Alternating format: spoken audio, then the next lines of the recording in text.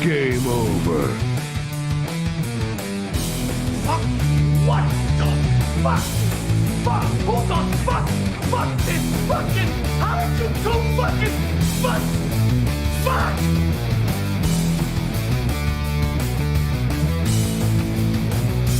Game over, man. Game over.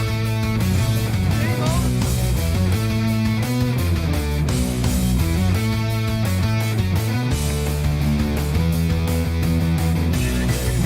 Wait a minute. There's things here. There's trees. There's rocks. There's birds. There's clothes. Come on. We'll bless them all until we get versticken. Join me. Why didn't somebody tell me my ass was so big?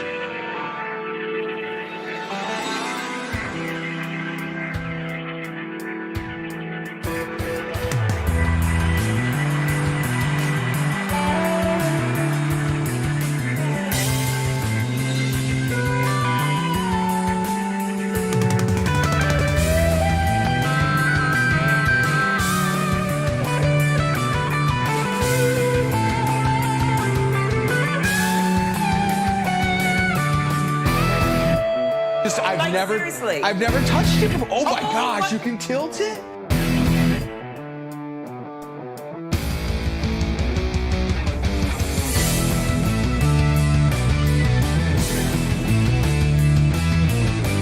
It's fixing my coochie lips.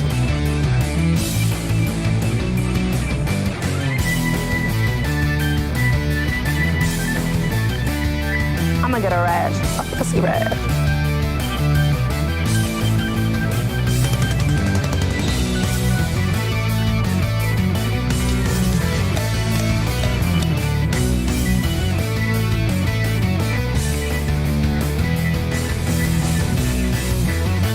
This cocksucker here.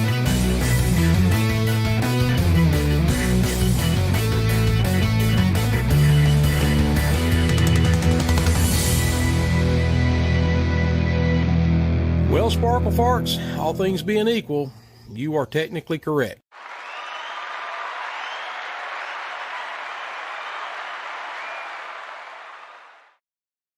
Welcome to the show. Welcome, welcome, welcome. I forgot how to take this thing. There we go. Hey, we did a thing.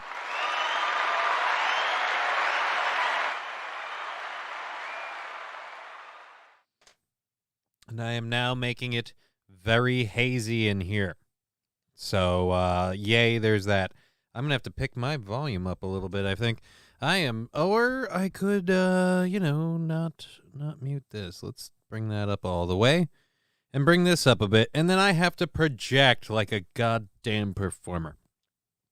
All right, so we do have a show for you, fully loaded to go. I can see the chat's already moving with Michaela and Balls Deep. Good to see you.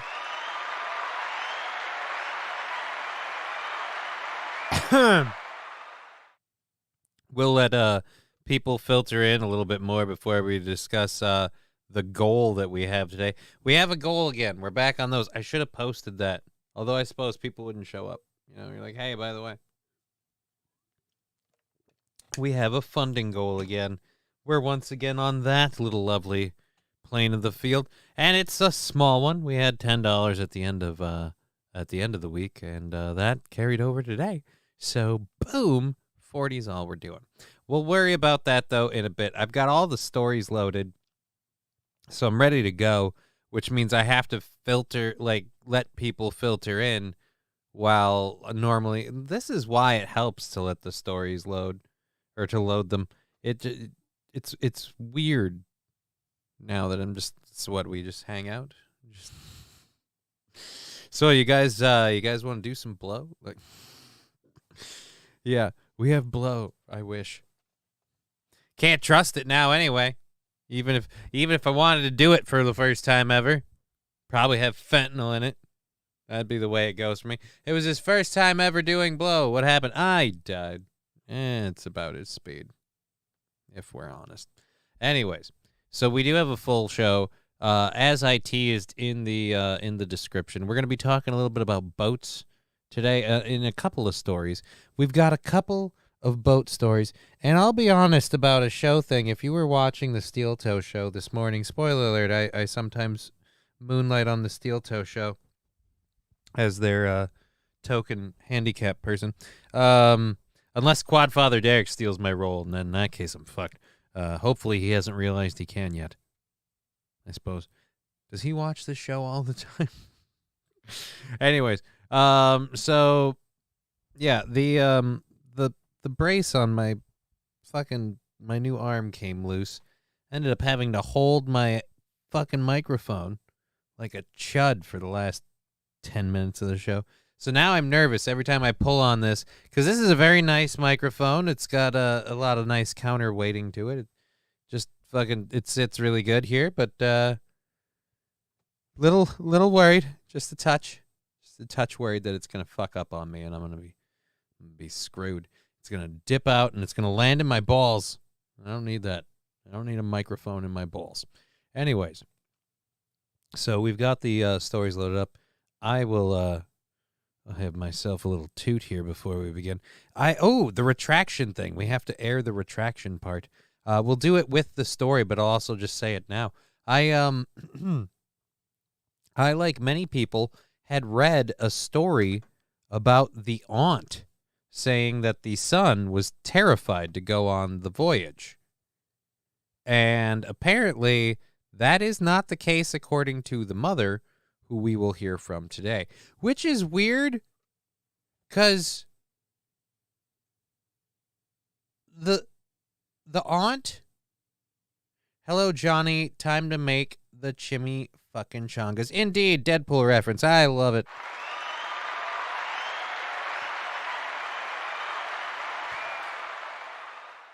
Legit need to stop gulping the water. It is going to be gone quick. I looked at that thing. We're only like 8 minutes in, and I'm a good, I'd say a third down on that thing. That'll create two problems. One, we'll run out of water. Two, we'll make a different fluid. Alrighty. Yeah, so I have the stories all loaded. We're ready to start. I might as well get going. This first one.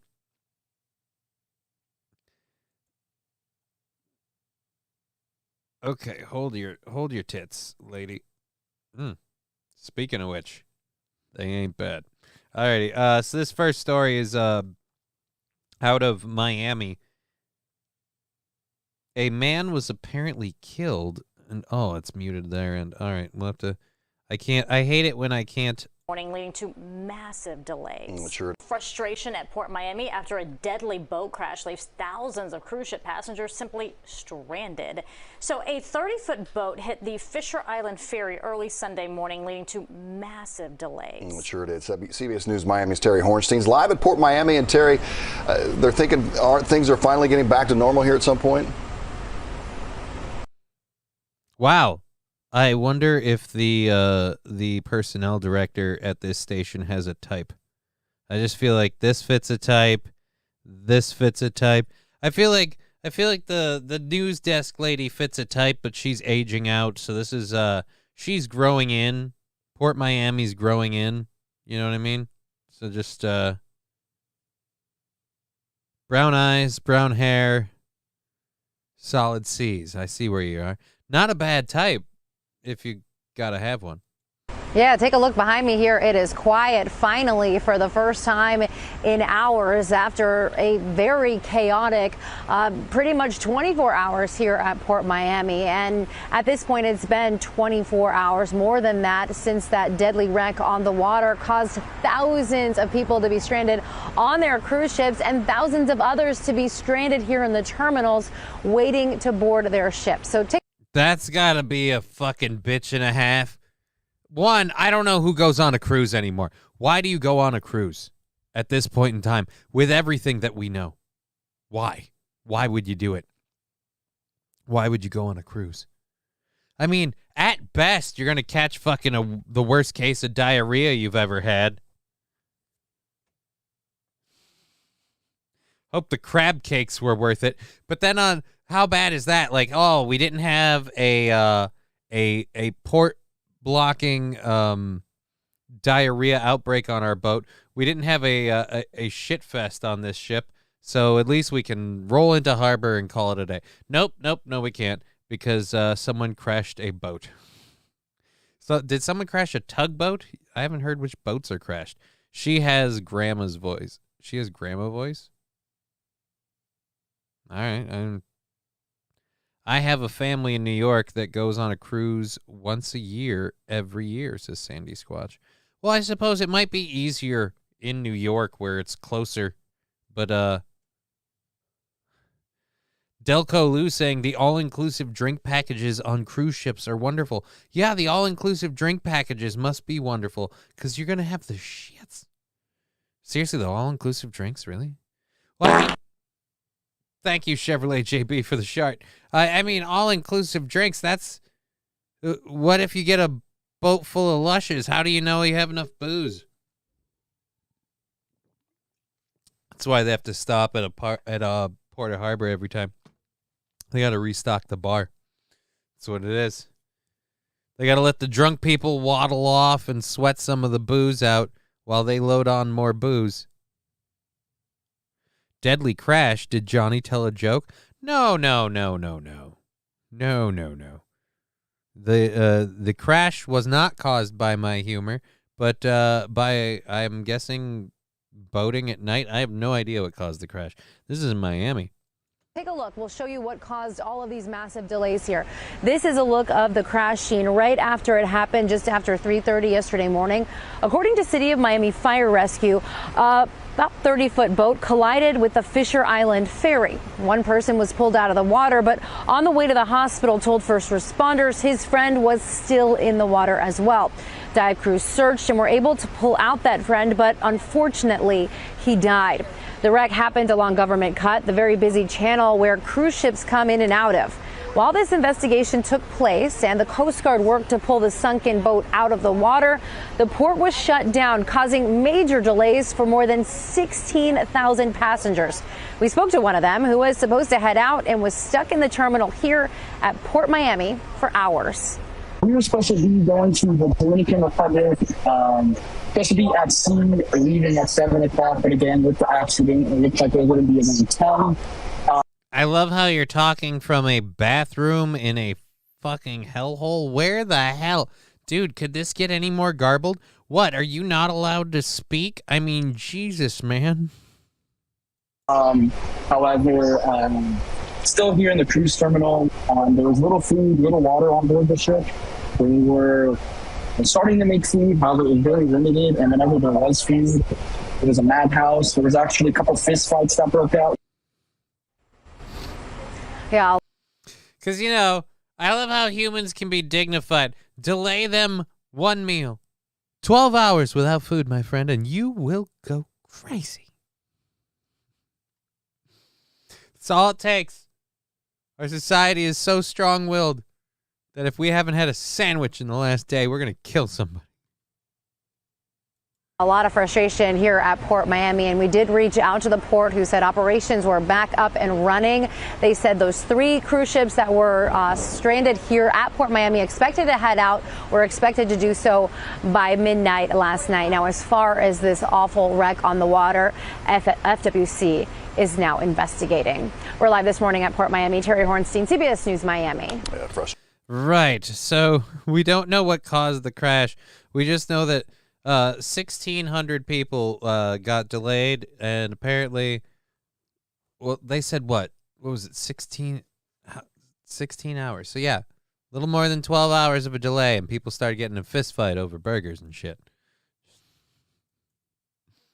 Could nobody bring a pizza? And just, we need all the pizzas. Oh, fuck.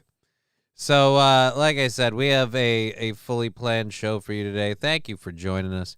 We have a lot still to get into. That was just the first story of, again, a boat that hit a ferry near Miami. We have no information about the boat that hit the ferry? Oh, it was a 30-foot yacht. Oh, no. So, like, some rich dude was drunk and hit the ferry and sunk his yacht. And that made everybody else wait.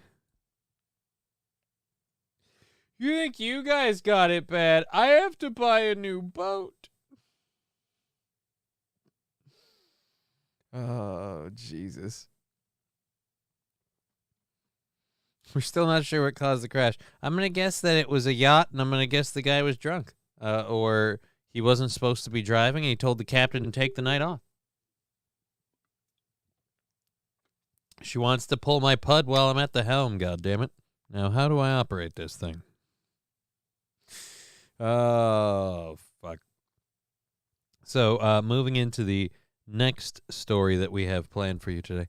As I was saying earlier, I think many people, I believe I had read a story where the aunt had said that the son didn't want to be on the boat.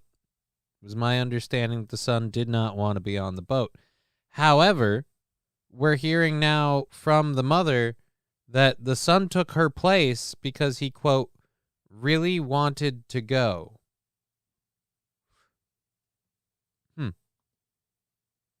So I'm apparently wrong. Let me air that retraction. I was wrong. However, I have a theory.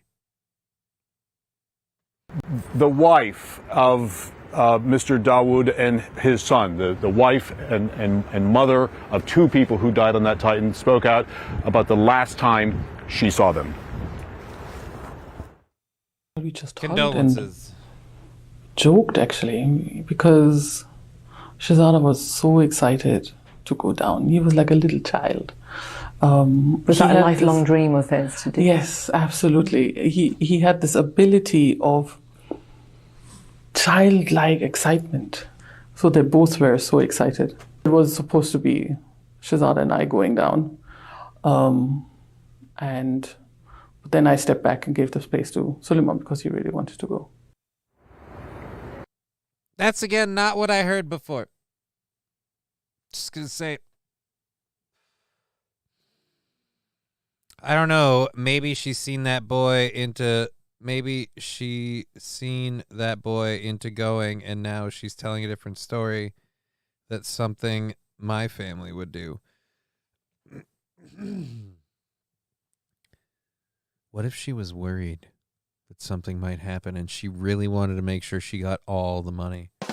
You know what I mean? Like, she's just like, hey, I know if anything goes wrong, no difficulty with the lawyers. Guess who collects the whole check?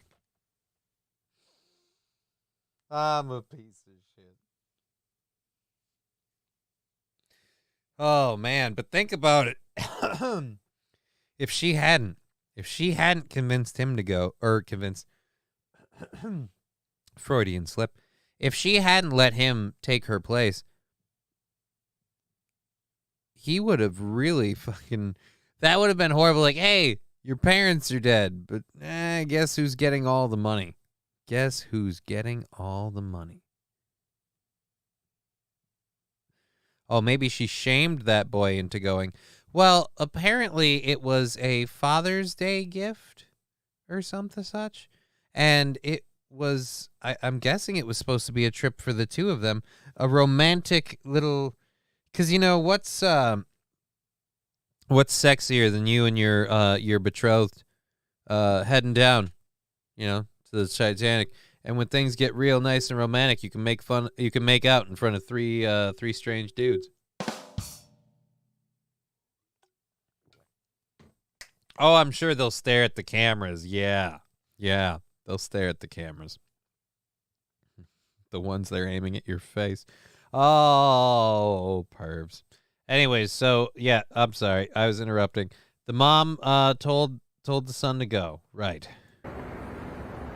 Now, we know the Canadian Transportation Safety Board spoke to family members that were on the Polar Prince this weekend, as well as crew, as well as everything they could, whether it's video, like from the Enterprise? Sound, or computer data from that mission, so that they can begin their... Is it just me, or does the French guy kind of look like George W. Bush? Like, just a little. I'm getting a touch of Bush in there. Like, we're going to go to the Titan here. Sink me once, shame on you. Oh. Lab glass. Oh, the fairies don't deserve that. It's Pride Month. I don't know where I did a fairy thing or who did, but whatevs. And then that bitch never goes down. Right? Right? Well, that trend kept her alive, okay? You can't argue with that. That trend kept her alive. Investigation and most likely share that with other agencies around the world. Okay? Oh, God. Oh, I think you're done. Okay. Yeah. Miguel, thank you so much for putting that all together. Yep, we're done.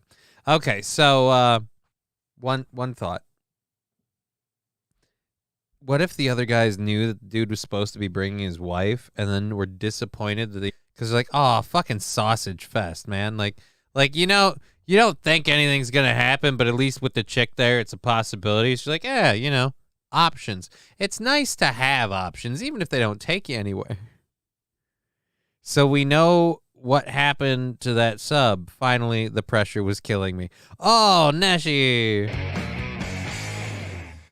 That was beautiful. That was beautiful. You know, other people may not like puns, but damn them, puns are awesome. Puns are funny. And I like puns. We like funny. So that's what we're doing on the show.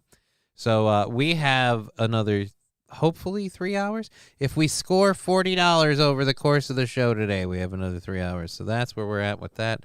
And we'll, you know what, let's put the PayPal and Venmo stuff up there. So that way we can pin it and not have to say it all the time. Boop. And then there we go on here. Badoop. Boop. Bang. And one last one. Whack-a-mole.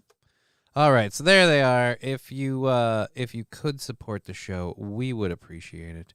And like I said, $40 and we're already set for the day. How do you sink that low? What, the boat? Or me to asking for money? For the me part, it's simple. The funding is down, and as opposed to, oh, I hate this stupid fucking emote thing. Can I just do that? Oh, there we go. Pin the message. Oh, but then it activated that. I'm not. Oh, wait. What? Did somebody just do a thing already? That would be impressive. Holy Jesus. That would be amazing. Because I don't even, yeah, that one's alrighty. Well, thank you. Oh, wait, that's month. Oh, so no, that was from last week. That was the one from last week. Okay, so there we go. Well, good thing I got that cleared up. Alrighty. Okay. So, yeah, the mother let the son go in her place. Hello, Johnny. Hello, chat. Hello, Master Meatball.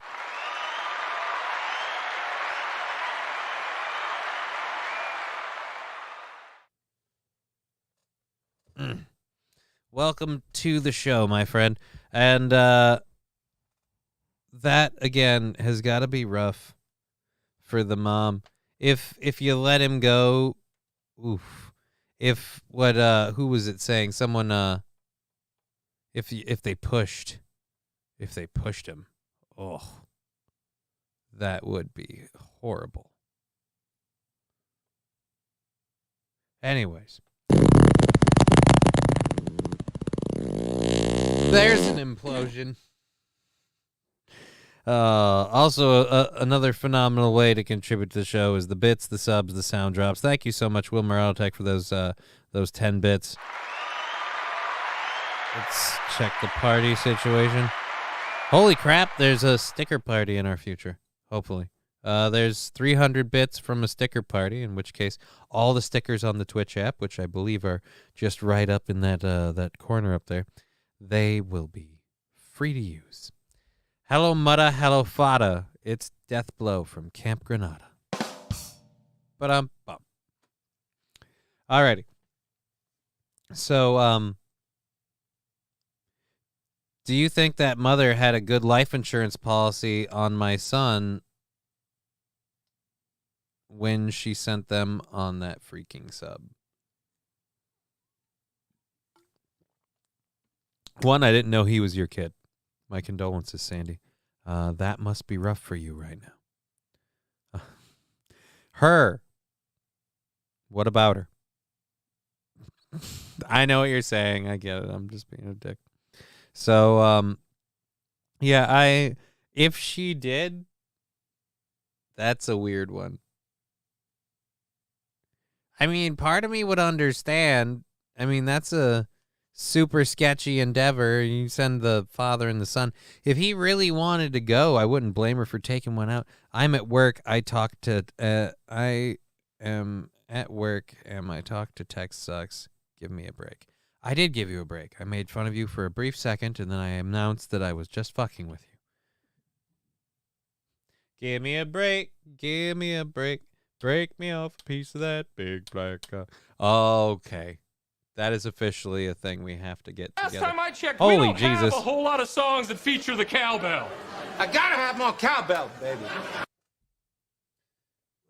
find it. There we go. Haven't whipped this bitch out in a while. That says something. Alrighty, so Big Earn with that subscription to the channel. 8 months. Thank you very much, Big Earn. Really appreciate that. Here we go. Bada boom for Big Earn, some cowbell. There we go.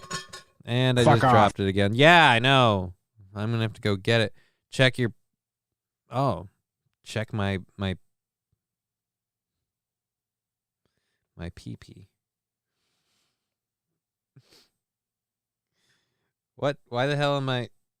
Why is my phone calling my voicemail? Alrighty.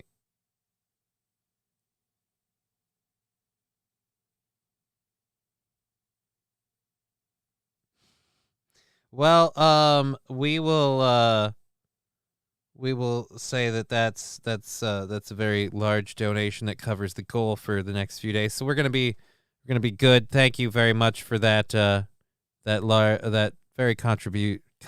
I get stuttery because I don't like asking for money, and if someone's like, "Well, hey, here you go," then I'm like, "Well, fuck me."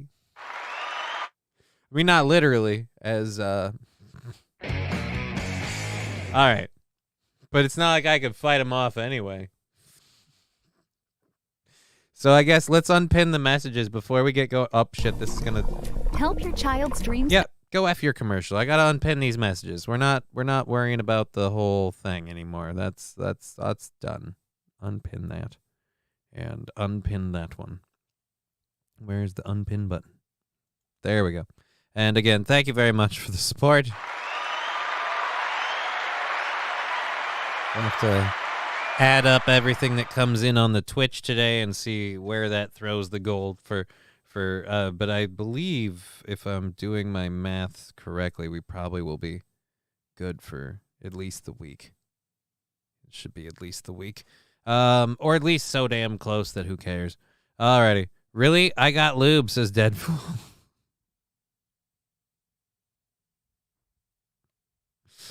Well, I mean, if things get tighter later, like I don't push for more than I need. Like things went really well last year and I didn't really worry about it too much because I had the off-screen stuff, and now I don't get to DJ and do the comedy thing as much. So now it's more like, well, you know, however this hot. I mean, hopefully not. Heat makes me pass out. That's the last thing I need. Everything got steamy, and then I don't remember what happened. But my pants were on backwards. It's the dentist office all over again. Come true with Dick. All right, and skip the ad. All right, so this video here that we're about to play. This is why I say Trump's indictment stuff is not as big a threat. Literally, he's walking through the room. Oh, I'm all smiles. Probably a little bit of fudge in the back door. Who knows? Oh, good. He's got his token with him. Let's go back. the music's really loud, so I don't like playing it loud right there.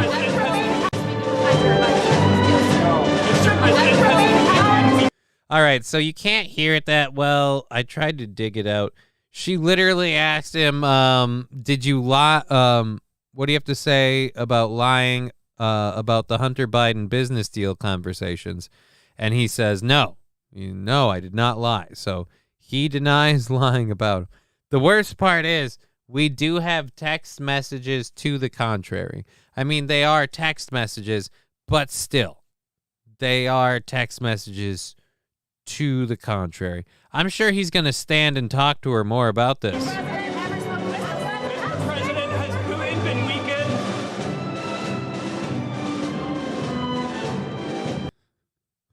She's like, yeah, no, I expected him to tell me to fuck off, yeah. I wouldn't mind if my dentist sexually assaulted me. She is hot and has a tight ass. Well then, dude, what is your dentist, fucking, Jesus. Now I can't remember the actress's name in the Angry Bosses thing or whatever movie. Now I'm spacing on too much shit. It's almost like, yep. Anyways, so Biden responded flatly with no, which,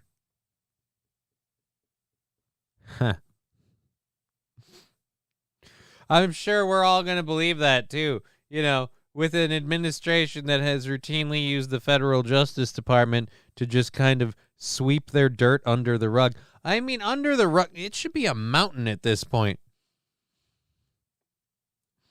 Just a pile of shit up there.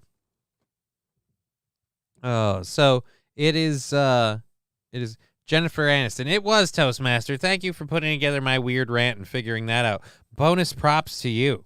It was Jennifer Aniston. Spoiler alert, she's still on my totally would if I ever had the chance, like, in a heartbeat. Like, I would, I don't know. What, does she need a kidney? Like, all right, fine. Oh, man. I read, I don't think we need to go into my, not an obsession, because it's not an obsession, just vague curiosity about all things Jennifer Aniston. So whenever something teases me with it, I'm just like, oh, let's read that quick. So I've read so many thumb scroll bait click stories because they're like, Jennifer Aniston said this thing, and I'm like, well, let's see what. Yep. There it is. We're going to leave the sticker monitor up there just so everybody knows when it's getting close to get in on it. But no harm, no foul. We're not worried about it. The brim, fill her up.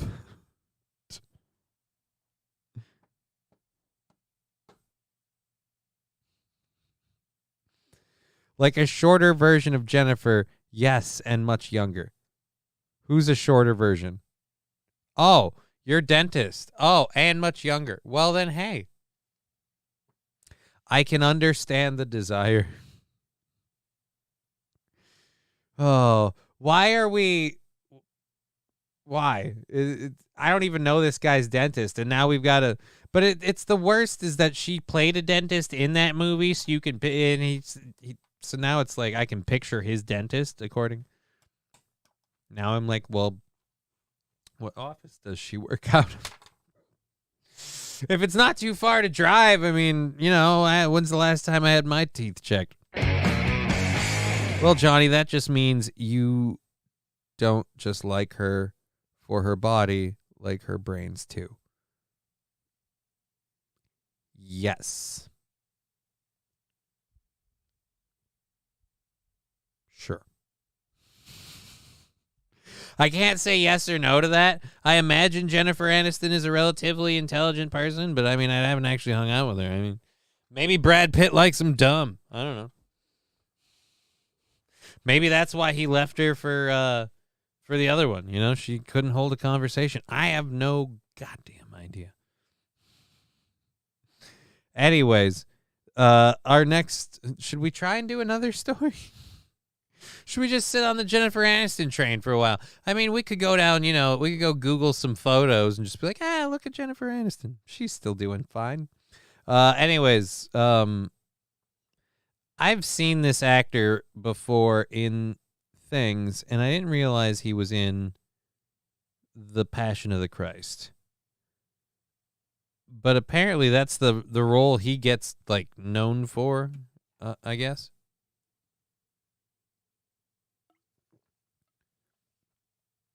But Jim and again, Caviezel, I think he's Italian. Jim Caviezel went off on the media, and the clip is on Twitter because I don't know where he was talking to these people. It looks like some sort of podcast, but he went off about the media. So let's watch this. I'm sure it won't seem unhinged at all. I will say this. He must be studying for a role or something because he has his hair colored. Because he does not look... Caviezel. Thank you, LabGlass, for being my speak and spell. Actually, no. My Hooked on Phonics. Jesus, I fucked up my own joke. Hooked on Phonics. Caviezel. Well, at any rate, Jim Caviezel has a new movie coming out, I guess. I'm guessing you could say it's a passion project. July 4th, 4th of July, can we give those children back their freedom on our Independence Day? We have a darkness around us right now. We could lose our republic. Are we going to let our children go? And that's a question, and people have to answer. And I think they're onto this. And the way things are going to be done now, it's going to be changed from this.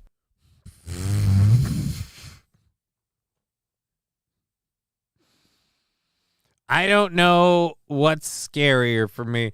The thought that he might be right or the thought that he's going to have to face a world where he's wrong. Johnny is more like hooked on chronic. Am I right? Yeah! That little stupid emoticon thing covering up the chat stuff is bugging me because I couldn't read the word there. But you are not wrong. Just for that, because we don't need to do a hype train or anything else, because we're good. We're going to just go, hey.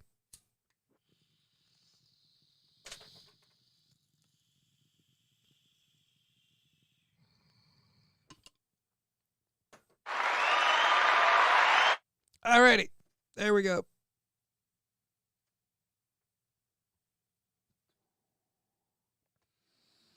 Okay, so Sound of Freedom. Look, you might have a lot of good points, but I'm just saying your lane.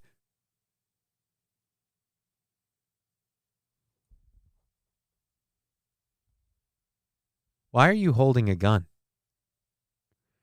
I thought that was your wife. That's another man holding a child and you holding a gun. This is very, very based on the incredible true story. Point on. There's going to be a new direction in this country. Yeah. People aren't buying the media like they used to. Because they you know, the stuff that happened on Hunter Biden laptop. Mm-hmm. Okay, 2 years you told us not true. Okay, I believe you. You're the media, you know. But then it's true. And then for 7 years we learned that Donald Trump is a Russian spy. Well, that's wrong. Thank you, media, for telling us that. But then now Durham report drops. He's not a Russian spy. Okay, that's 80% in the last 7 years. All right, I'm not able to follow that math quite sure. Wait a minute, 80%. So he was saying, what? Report drops. He's not a Russian spy. Okay, that's 80% in the last 7 years that you told us is all false. So the public is going, no, you don't have the power you used to. And it's the same thing with me as an actor. You know, a lot of movie stars, Joseph Goebbels back in the day, you know, people put their hand up to the SWAT. Oh, no. I never watched it this far in. I just thought it was interesting. She was a very much Mila Kunis cutout. They were in a basement. Oh, Lord.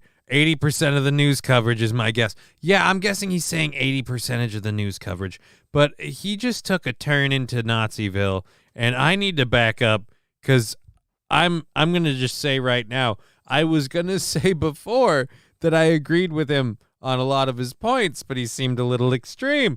I'm going to say right now, I feel like, because Joseph Goebbels, that's not an opening name.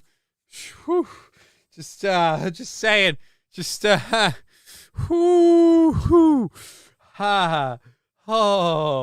oh, mommy, that was hard. That was a rough one to take. And then he started leaning in to people putting up their. I'm really worried about what lines we're going to reach here, because he's already talking about Hollywood, and I can tell he is obviously a devout Christian, and so he may, as a devout Christian, view certain people who have a prevalence in Hollywood as. I'm just saying he might have a grudge for a variety of reasons, least of all being just getting ready for this story. One of the big articles that popped up is why Hollywood won't cast him. So I can't imagine that he... Shit. And it's the same thing with me as an actor. You know, a lot of movie stars, Joseph Goebbels back in the day, you know, people put their hand up to the swastika in order to work. I got to work. I love the sound of music. You know why? Because the Von Trapp father had those children. Hey, I love the sound of music because the Nazis win in the end. Why did we go into Naziville, sir? Why? No one needed you to enter the land of Nazis. And by the way, I don't think Joseph Goebbels was an actor. Well...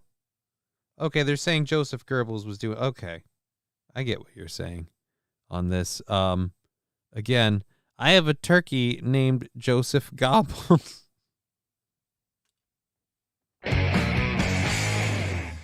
And what are you gonna call? What are you gonna say when you have to put him down? Like, you know, are you gonna put him in the Nuremberg trials?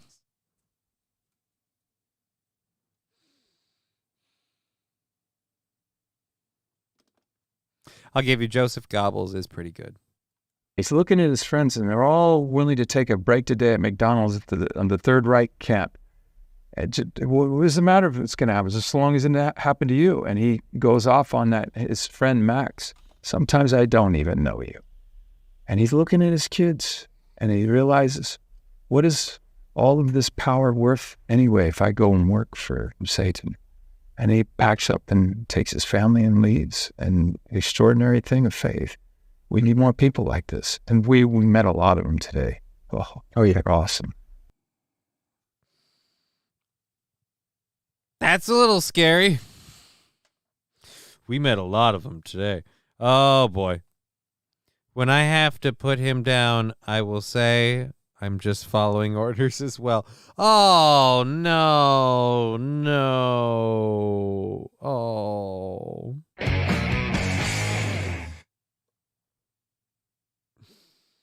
That's not fair. That's not fair.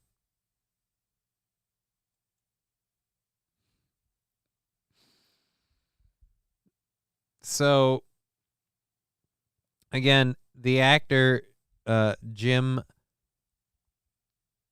Cavell, I don't know, Gazelle, Jim Gazelle. I knew I seen him before, but I don't know where. All right. Oh, there we go. You already that comment. We got to that. Alrighty, so that's... Say alrighty again, asshole. So, Jim, very not happy with the way things are going. He's not wrong on the media has lied so much it's hard to trust them. But I would say it goes even further than that at this point with this this administration. Like I mean, I've known was it in Person of Interest? I bet it was Person of Interest. Bet it was Person of Interest. I had a weird thing with Ivy's mom where we watched a lot of fucking international like spy shows and thrillers, and so there's a lot of stuff in there, and I don't know what they all were, but they blended in. And I just saw one picture of them where I'm like, I know you from somewhere. That's the worst part. I don't know if Aaron's autistic memory for names, but God will I recognize a face. And then I will beat my head against the wall trying to figure out where I saw that face before. Oh, it's productive. Anyways, he made this movie. It's releasing on the 4th of July. And I'm curious about the story. I kind of want to let's see if we can find a trailer for the movie. What was again? The Sound of Freedom. YouTube. I wonder if it'll be on YouTube. The Sound of Freedom trailer. All right, the Sound of Freedom trailer. The official trailer, it dropped 2 months ago. It's in... Show Love 100, Show Love 100, Show Love 100. Thank you, Balls Deep, for the 300 bits. Thank you so much for the support. Really appreciate it. I really love people who want to make things look like they're involved with Netflix when they do stuff like in theaters July 4th. The sad and then the truth is official that trailer is the screen smallest it's ever been in recorded history. Is very much a and thank you again who just did the sticker. Thank you for the sticker. But as I was saying, so this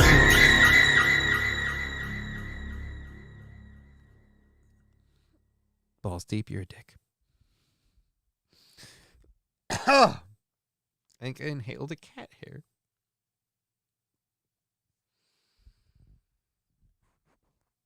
I definitely inhaled a cat hair.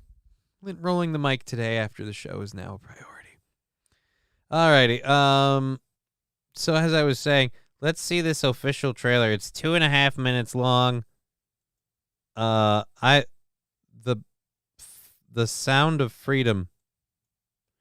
It was the sound. Cheer 100 saw that new Spider-Man movie with my sister the other night.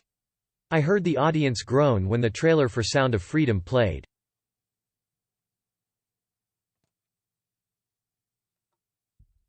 I didn't see who posted. Yep. At least one. I didn't see. Thank you, Neshi, for that. I didn't see who posted that originally, and I was worried that someone posted that, and it was a it was one of the people who likes to post crazy stuff. So when I heard, I went and saw that Spider-Man movie with my sister the other night. I was really like, ooh, this could go bad. We have a fan base that has significant representation from Stearns County, and that was a cat. I know what cat hair that was, too. I know which cat that was. We're 2.5 minutes away from a hype train, but we've got the show funded for, I believe, the week, so thank you. Whatever happens, happens. All right, so apparently this is groan-worthy. Like Aaron's dick, am I right? Too many things popping up all the time. That's what she said. Love Mel more though. Show Love 100. Love Mel more though. Mel Gibson?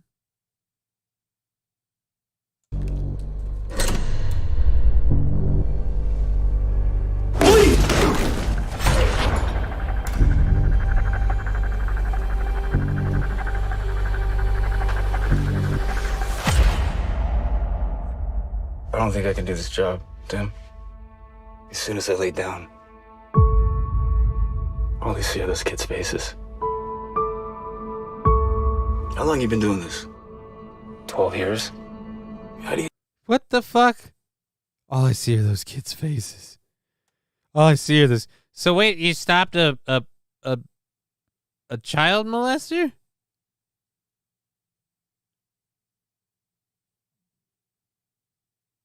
How is this about freedom?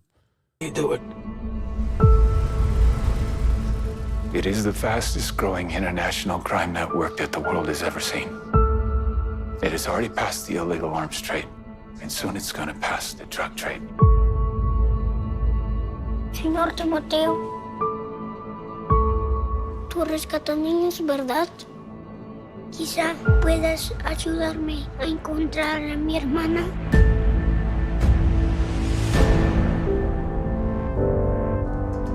Imagine walking into a room right now, seeing an empty bed. What will we do? What the heck? We're Homeland Security. You know we can't go off rescuing kids in Colombia. This job tears you to pieces. This is my one chance to put those pieces back together. We're talking about extracting an 11-year-old girl from an army of rebels. Not just her. So what the hell? I thought this was about, it's about the Epstein ring, says Balls Deep. Is it really? I mean, like legit the Epstein ring? I'm talking about rescuing hundreds of kids. She could be a block down the road, or she could be in Moscow, Bangkok, LA. Over 2 million children a year are being sucked into the deepest recesses of hell. If we do nothing, someday it's gonna reach the likes of you.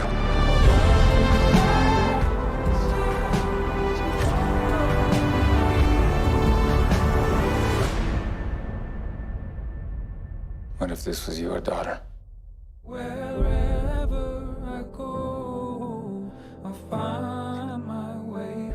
So how does that lead to ranting about the news media? Because that doesn't really seem related to, now she's saying, at this point, anything with selling kids could be argued as being part of the Epstein ring. That is true. That is very, very true. So, I don't see how that leads to the rant that he went on. But, okay. I also don't think I don't think that's going to be a very high grossing movie. Especially anyone that goes to see it because of his anti-news rant. Like, oh, well, then we can, Johnny 1.0. Why would you say that? Oh, I see what the problem is. I always forget this. I have to find a way to change it in the settings to do live chat, not top chat. There we go. But it still didn't change it. I didn't see it on there. Strange. I don't get how this shit works all the time, because that should say the same thing that does. Does at Neshi, does that bother you? Oh no.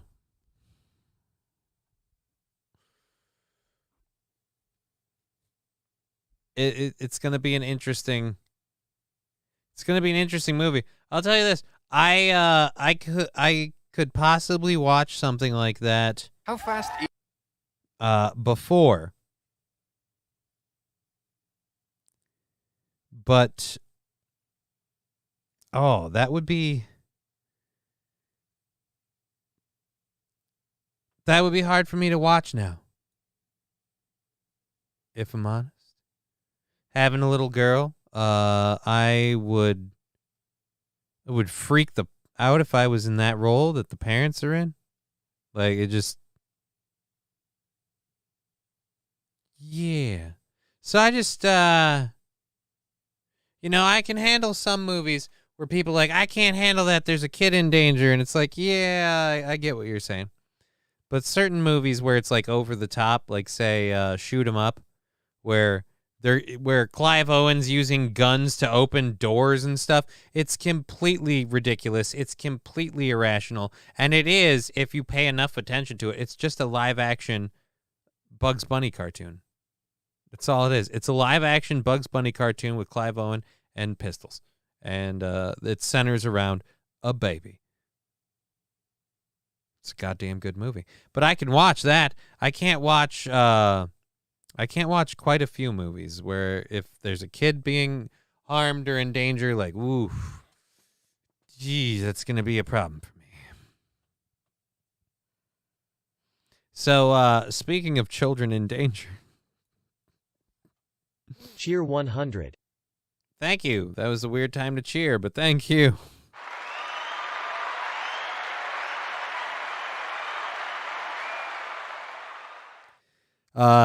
Let's pop over to this here. We have a story about Rashida Tlaib, and so normally I don't play video clips of politicians and things before I go into a story, but let's play this and see what she's accused, because they're trying to tie her to some interesting stuff. Let's play this. I think it's really important to understand Israel is a racist state, and that they would deny Palestinians like my grandmother access to a vaccine. Oh, wow. I see where we're at. She's racist and anti-Semitic because she's of a heritage where her people are being... Okay. Is it really anti-Semitic if you're... I mean, that's...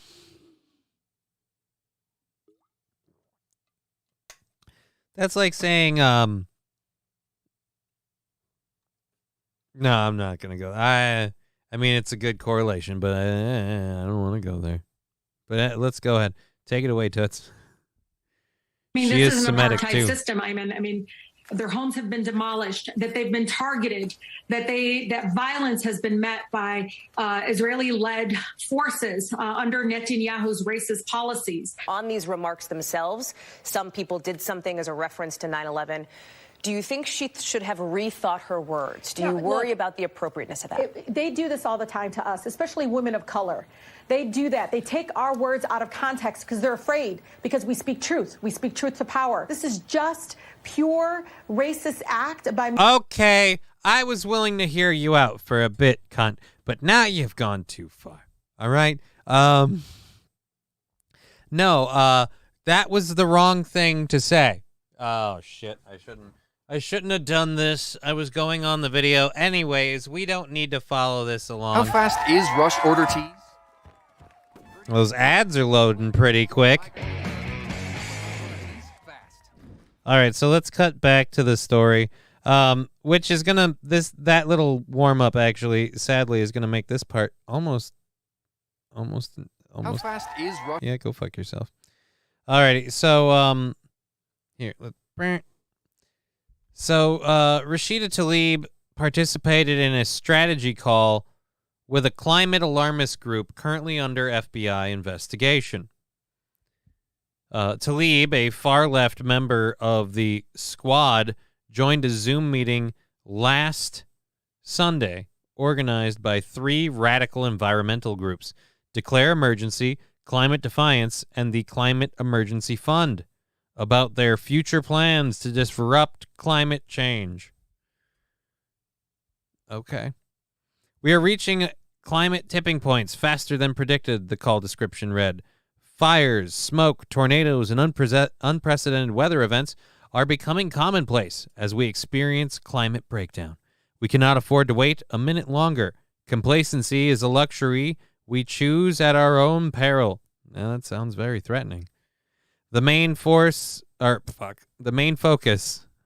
the call was to galvanize the activist community, according to a spokesperson for the Climate Emergency Fund. So,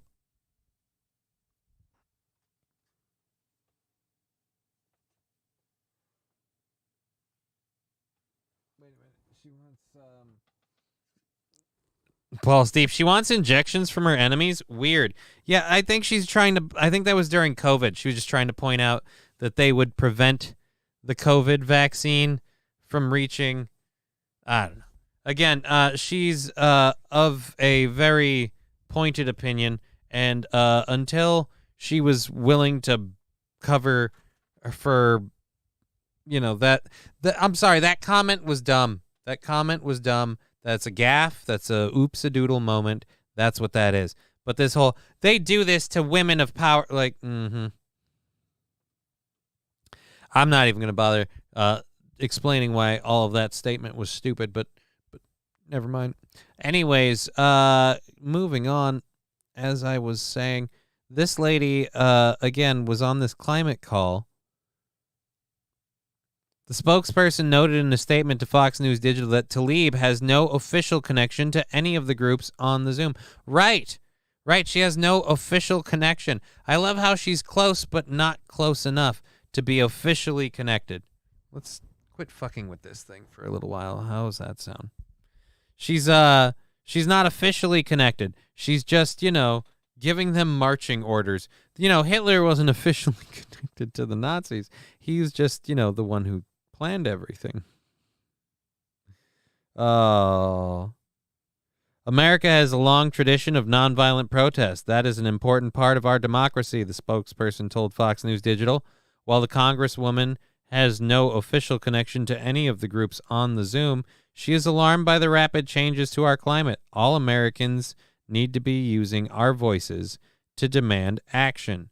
2 members of Declare Emergency, a group that joined Tlaib on Sunday's call, are under investigation by the FBI's art crime team after vandalizing the protective box around Edgar Degas' Little Dancer, age 14 statue at the National Gallery of Art in Washington, D.C. in April.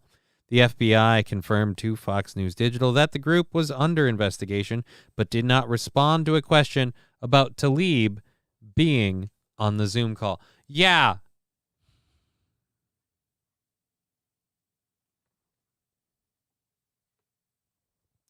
Yeah, fire set by people because of climate change. What a bunch of shit. Yeah, that's kind of what I'm getting at. That's a bunch of bullshit. And again, you guys, you really want to stick something. Look, they're being investigated by the FBI. Yeah, for fucking vandalizing a painting. Oh, we're going to do something about climate change. Could you be a better spokesman for the climate activists and the climate change movement? I mean, you literally are doing next to nothing.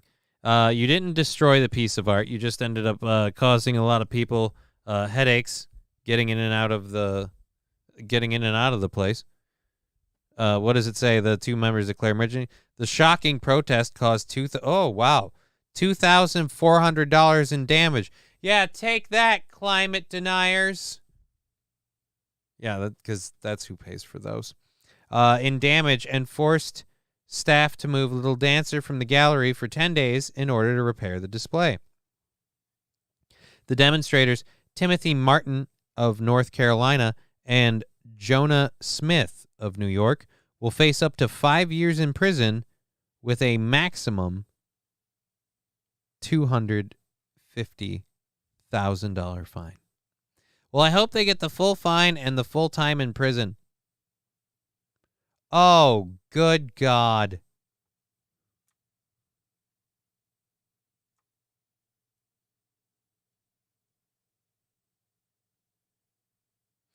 Look,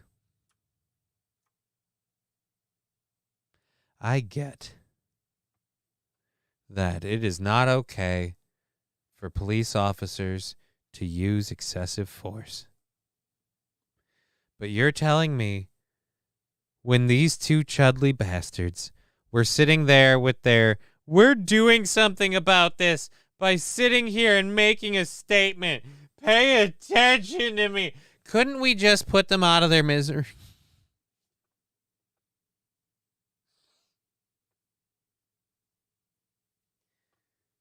Again, the perfect example of the climate activist movement. You've done nothing to actually do anything about climate change. Yes, America has polluted. Yes, we've been responsible for a bunch of things that might affect the climate. I don't know. Hello, came to give my thumbs up. See you on Twitch. Thank you, Rusty Grammar. I really appreciate that.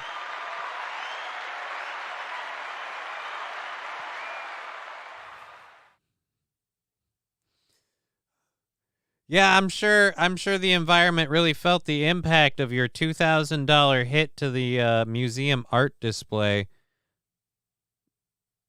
Oh, fucking Jesus. Again, I hope you get the full 5 years, only because you should have to pay somehow. Because good God, man. Good God. Honestly, you couldn't do anything else? You couldn't go to a third world country and start protesting their unregulated use of fossil fuels? I mean, I feel like you could do that. Might have more of an effect. You know where the climate change needs to happen? In this country where we're already doing way more than most to reduce our carbon footprint. We're trying to switch over to electric vehicles. You got Biden pushing stuff on us to go green, where I got another story later about restaurants being forced to put in expensive filtration and shit. We'll get into that. It's boring, so I'm not going to do it now. But you're really going to lean in on this, oh, we got to do something about the climate by... I love how you do this in a first world country. Really nice of you. Alrighty, so, okay. Martin and Smith were indicted on conspiracy to commit an offense. So those are the two being investigated by the FBI. I'm going to give you a really big spoiler alert for everyone on that Zoom call. If this is any example, they aren't doing jack shit. And if they are people like setting fires and stuff, like if the Colorado thing was, or Colorado, fuck me, if the Canada thing was like, you know, a whole bunch of climate activists, that would piss me off. They'll have to admit the climate's getting warmer if we burn down all the trees. You realize then you're just making the hellhole. I mean, then it's not even, yeah, but then they'll learn. They'll learn what? That we're idiots?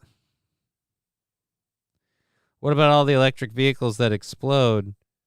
I'm for electric vehicles, but they need a lot more time before they are fully ready to replace combustion vehicles. Yeah. There's a variety of reasons for that. And not least of all is the fact that they, you know, light on fire and then just burn like there's no tomorrow. So I would think, oh, shit. I was talking about this story before. I'm already here. New York City is telling pizzerias with coal and wood fire ovens to cut carbon emissions by 75% with expensive filters and inspections. So the rule would require pizzerias with such ovens installed prior to May 2016 to buy pricey emissions control devices, with the owner of one Brooklyn joint saying he's already tossed $20,000 on an air filter system in anticipation of the new mandate. Oh, yeah, it's a big expense, says Paul Gion, the owner of Pauly G's in Greenpoint. It's not just the expense of having it installed, it's the maintenance. I got to pay somebody to do it, to go up there every couple of weeks and hose it down and, you know, do the maintenance. One pizzeria restaurateur who requested anonymity told the Post that sensitive negotiations are currently taking place with the DEP officials on whether the grandfather in or exempt the dozens of coal and wood oven-fired pizza joints from the mandate. He said politicians and bureaucrats should stop messing with their crust. This is an unfunded mandate, and it's going to cost us a fortune, not to mention ruining the taste of the pizza, totally destroying the product. The restaurateur, who has a coal fire oven, fumed. Right? Look, I get it. It's bad for the environment, but it's going to make my pizza taste like dog shit, okay? Now, we could switch things up and maybe find a way to make it work, but I'd rather just continue to make my pizza the way I make it, and you don't criticize what I feed people or how I make it. My dad said a coworker pulled up in a Porsche EV 230-volt outlet at his shop is a 3-prong. Dude needed a four-prong because he was 2 miles to empty. Had to plug it into a 120-volt outlet. The car said it would be fully charged in 7 days, 12 hours, and some odd minutes.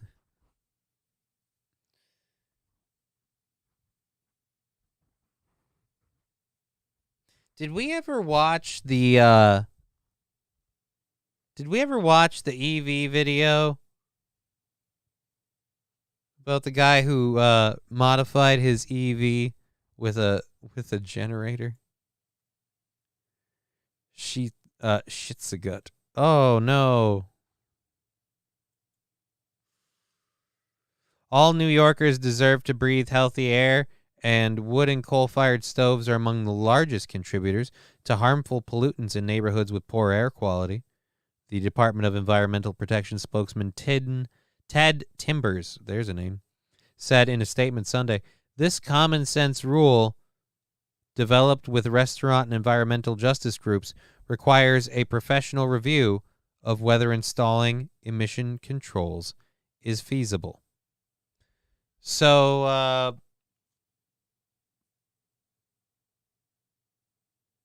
I mean,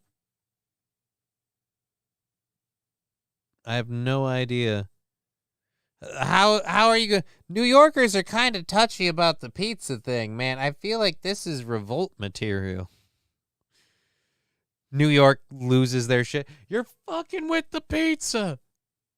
It's time to go. All right, so let's go check out this thing on YouTube if I can find it now. Holy Jesus, what the is that? Gross. All right, here we go. Where is Tesla? What would we call it?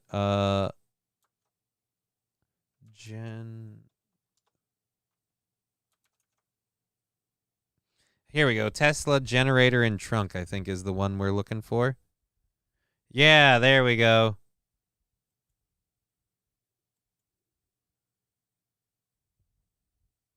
Oh, this is it's a 15-minute video? Okay. So I'm now in Toledo, Ohio, and this trip is going way slower than I wanted to because the generator's only making so much energy. You just gotta wait for it to charge. So we could do a good 200, 300 miles. Okay, so let's just go back. Everything's ready to go. So he built up real quick and the spoiler was the culprit. I pulled over, removed the spoiler. This thing was just eating up power with that spoiler. But then soon realized after a certain speed, I was spraying gasoline out of the rear of the car. And that's where all the fuel went. It was really interesting because with this big hole in the hatch, I was expecting it to be a lot worse, but it wasn't. That was a little bit weird. We made it to our first stop, which is Jurassic Gardens in Volo, Illinois. So, yeah, the dude goes on a road trip, and his Tesla, he remarks several times, and I can't find a good spot, if I could find it. I mean, that is what she said. I mean, if you're talking about April. All right. Anyways, Italians are super touchy about the pizza too. Yeah, Italians will be touchy about it. But so yeah, at several points during the trip, he points out how driving his Tesla with this generator in the back of the car makes it a lot more like driving on a real road trip because you get some significant distance and only really have to stop to refill the gas on the generator. It makes the car completely pointless. So in the video, he writes, cordless Tesla, I drive 18 100 miles without charging. Yeah, but you just had to, you know, run a giant lawnmower of a... Ugh. But it can be done. Teslas can be. Oh, charging them has to be such a pain in the ass. Okay, I gotta go. Phone battery's almost dead. I'll be back when I get home from work. Later, Sandy. We'll talk to you later. Oh, my ass. It doesn't work for me. What's that? I gotta have more cowbell. Last time I checked, we don't have a whole lot of songs that feature the cowbell. I gotta have more cowbell, baby. Just giving back some of my mod pay, rolling on the floor laughing. All right, thank you very, very much, Rusty Grammar. Here is your cowbell, sir.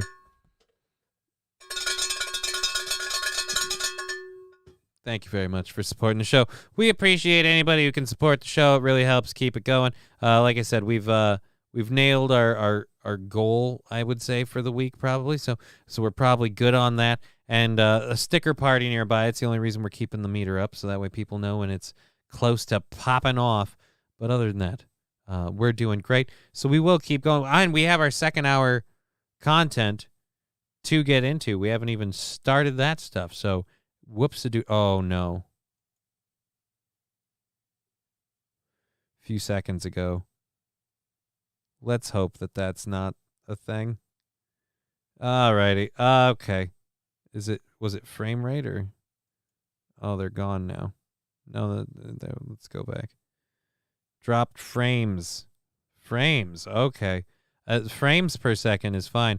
As long as it's just the frames per second. I can handle the show getting a little woo. But as long as that's going, the bit rate's good, we're fine. It's all, kicking me in the balls. Alrighty, so that's the first hour stories done. He said with a frog in his throat. All right, and boop. Let's go load our second ones.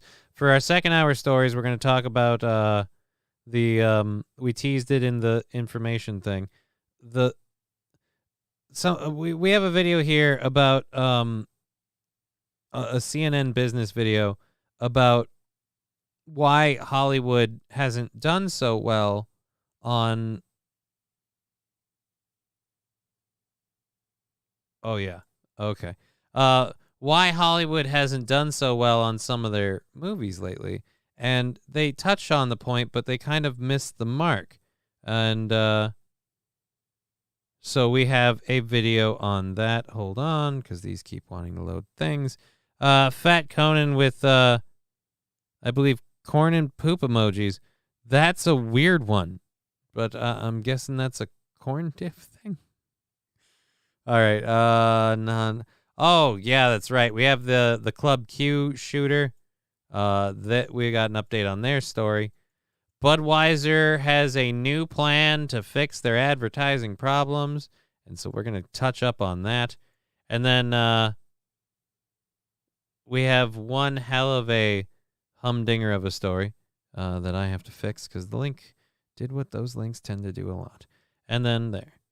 And we're good. The audio's back up, and everybody's happy.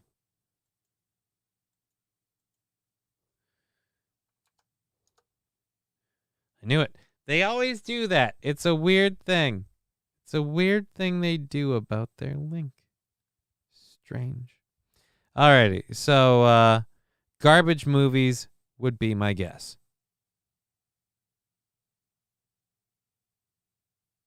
Garbage movies would be everyone's guess. And that's kind of the thing. I don't think they've realized why the movies are garbage, though. And that's the funny part. They have not figured out why the movies are garbage. I have my opinions. I think we all do. And let's go check into it right here. There we go. Let's check into it. It is our first story anyways, so we will just go in. Explain to us, Toots, what's happening in your neck of the entertainment woods. The problem Pixar is having is one that honestly everyone in Hollywood is having, which is how do you get people to come see something that's original outside of their homes? If you look at the movies that people are going to, Pixar or otherwise, they're based on pre-existing characters. They're movies like Marvel movies or Top Gun Maverick, movies where people know what they're going to get. how to get people out for an original movie is a problem across the industry. Well, let's talk about that, because we've seen some hit animated movies recently, right? Like the Super Mario movie. Those are recognizable franchises. Do you think that Pixar might need to shift its strategy and have more sequels? I mean, there was Lightyear, which was this Toy Story spinoff, but do you think that maybe is where they'll pivot? Do you want to talk about why Lightyear didn't work? Well, they've already signaled that they've got some sequels on the way. One of the first things that Bob Iger did when he returned as CEO of Disney was announce that there's a Toy Story 5 in the pipeline. There is also an Inside Out sequel due in 2024. So those movies are coming. Those sequels are coming. I think Pixar has gotten the message that it needs to sort of feed the audience's desire for those. I do worry a little bit. I think one of the things that made Pixar so special was the originality of what the studio created. And I hope that there's still a place for movies in Hollywood that are not based on ideas and characters and intellectual properties that we've known for 20 or 30 years. Oh. What would you say to someone who wants to buy I would say that I'm not talking about that story. Stop making all the original movies gay, says Fat Conan. Yeah, I kind of feel like the place you went wrong with Lightyear was you took an established character, you made him an entirely different character, so anyone that wanted to see the movie expecting Tim Allen's, Buzz Lightyear, they got Chris Evans' Buzz Lightyear, and that Buzz Lightyear also happened to be gay.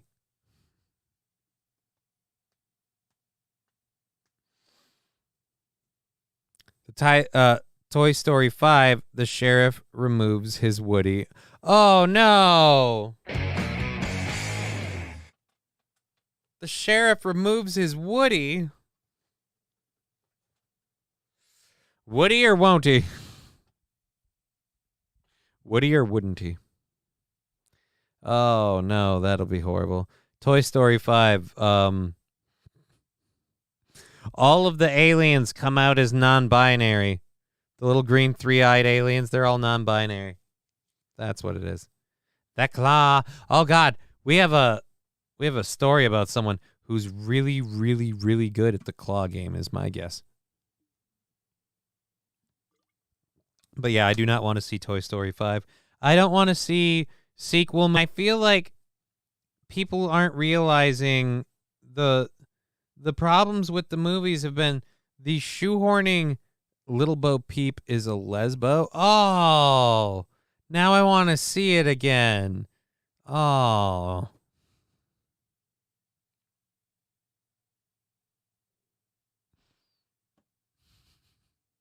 But yeah, the frame rates dropped 53%. Something is tanking my frame rate? I'm going to have to look into what that is. No idea. Is there anything up that could be doing that right now? No. All right. Well, that's worrying me just a little bit. And it popped up again. I just want it to stop giving me notifications. Rates. I'd watch that if it's mature audiences. Yeah. I mean, it's easy to say Bo Peep is, staying on a certain, certain side of the line. But if I don't get to watch her, shear a sheep.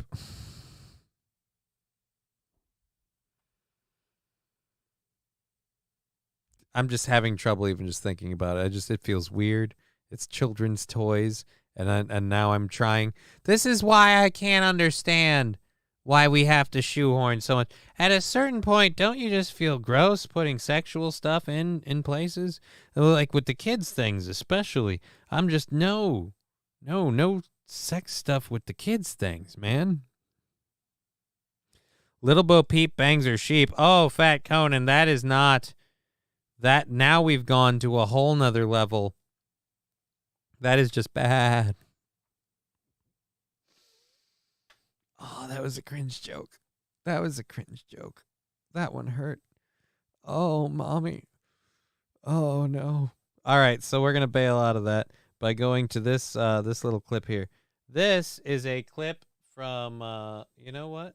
This is a clip from a event held at the John F. Kennedy Center for the Performing Arts in Washington, D.C. This was held on June 23rd. It is an address by the Prime Minister of India at an event called We the People, celebrating U.S.-India partnerships. Dr. Mukesh Aghi. Good evening, ladies and gentlemen. Welcome to the Kennedy Center, and we look forward to a wonderful evening with Secretary Blinken and also with the Prime Minister of India, Shri Modi ji. God, really? Save me.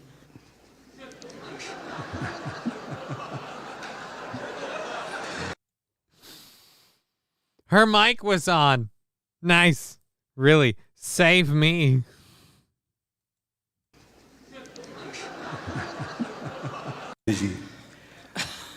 God, really? Save me.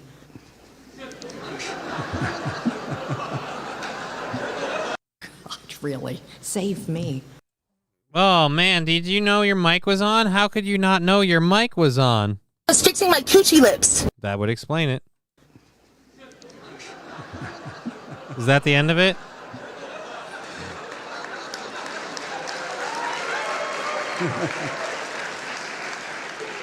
That's it? That's all we get?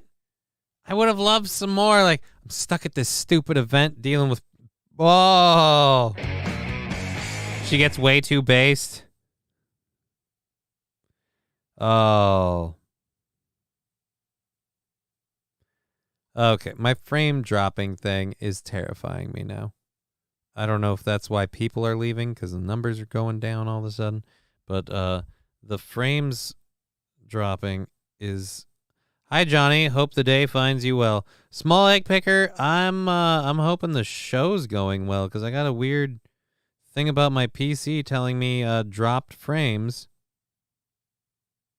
And detected you have... Some frames have not been uploaded. The problem is usually related to poor network connection. Oh, my network connection is getting screwy too, though. So it's both of those. I'm going to have to make a phone call later. Great. Great. All right, so we're done with that. I'm now freaking the fuck out. That's awesome. That is awesome. Last time I checked. Yep. Yep. Boop. Okay. Let's get back over here and oh crud, internet issues suck.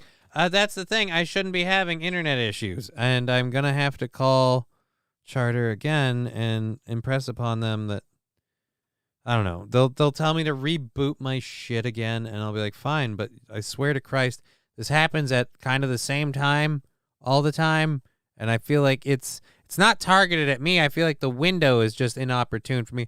I feel like it's a lag thing, and it just from a lot of like increased traffic. Just, God damn it! Can I get prioritized as a business? This is another reason I want to buy a mall. I bet you a mall has a T1 connection. I won't have any of this dropped rate bullshit. If I had a goddamn T1 connection, we're uploading and downloading at the speed of light. I can fucking handle that shit. Let me tell you right now. I'll take a T1 connection. Sound okay? Carry on. Thank you, Bird Collector. That I needed that. You're right. We should move on. That was a fun, cute little story. Just, hey, she left her mic on. I was hoping there was going to be more to it, but apparently not. So we'll cover this next story. The California School District Administrator was sued after saying he wants to bring conservative staff to the slaughterhouse. You're not supposed to say that? Rusty, tell them it's a business line. Yeah, I think I've made that point before, but I think I have to do that again. The administrator is quoted as saying, "That's why we put a rope on some of them and take them to the slaughterhouse." The vice president of the district was talking about the people who opposed DEI. A California district administrator said he wanted to bring voices opposing diversity, equity, and inclusion initiatives to the slaughterhouse, was sued by a faculty member along with the entire district for allegedly violating his First Amendment rights. The Institute for Free Speech filed a lawsuit against district administrators on behalf of Bakersfield College professor Damon Johnson, who said he was being targeted for investigation after being outspoken about his political beliefs, the College Fix reported Wednesday. The Bakersfield College is a public institution operated by the Kern Community College District. The lawsuit said in the investigation that began after the plaintiff Johnson responded to a post from a faculty member, Andrew Bond, which called America a fucking piece of shit nation. Oh. Maybe Trump's comment about shithole countries was a statement of projection because honestly the U.S. is a fucking piece of shit nation. Go ahead. Quote me, conservatives, Bond said, according to the lawsuit. Is this back during the Trump era? So if you thought America was a piece of shit nation then, how do you feel about it now that we keep giving all of our money to Ukraine and taking it in the butt from China? The economy's in the shitter. The recession is hitting you pretty hard, I'm sure. Like, how do you feel about that piece of shit nation now? Just saying. Alrighty. Maybe, all right, so Johnson called Bond an SJW, a social justice warrior. God damn it. You got to love a story written for boomers. Fox, I'm pretty sure we know what SJW... Oh, actually, you're right, boomers. Right, you have to explain it for a few of them. A slang term used by right-wingers to describe far-left individuals they believe are easily made to upset or triggered. Fox, you're out... Your audience are the ones who use the term, who say triggered. This is like explaining to a dog how to pee on a hydrant and hump other dogs. No. They know how to do that. Michaela, hey, Rusty, see me here in this chat just trying to suck Johnny's dick. Tell your friends. Well, that's because she's awesome. We love Michaela.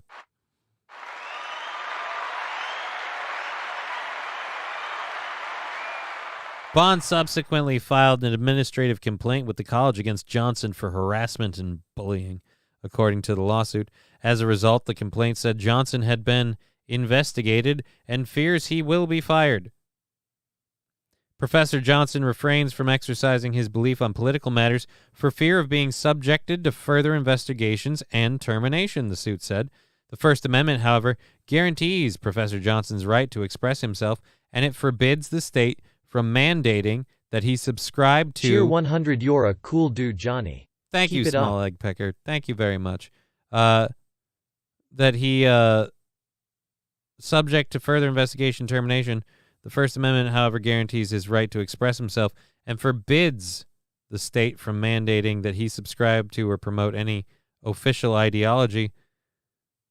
The lawsuit said that the university recently fired Professor Matthew Garrett, who had been outspoken about anti-racist initiatives from the district. The vice president of Kern, John S. Corkins, who was named in the lawsuit, used heated language against faculty members who opposed the district's diversity, equity, and inclusion initiatives. They're in that 5% that we have to continue to cull, he said. Got them in my livestock operation. That's why we put a rope on some of them and take them to the slaughterhouse. That's a fact of life with human nature and so forth. I don't know how else to say it any clearer. The lawsuit said the 5% that defendant John Corkins referred to are faculty of Bakersfield College. They must be slaughtered, so to speak, for transgressions including the failure to censor their colleagues' Facebook posts, all in opposition to the school's official ideology. Plaintiff Damon Johnson has special reason to be concerned about his future as a Bakersfield College professor should he continue to express his views, the lawsuit said. Indeed, Bakersfield College has already subjected Professor Johnson to a lengthy and intrusive investigation merely for criticizing and questioning a colleague's views. The First Amendment forbids... Right. It went on to demand the court grant injunctive relief. How do you get injunctive relief? Is that like a reach around? I don't get it. Oh, right.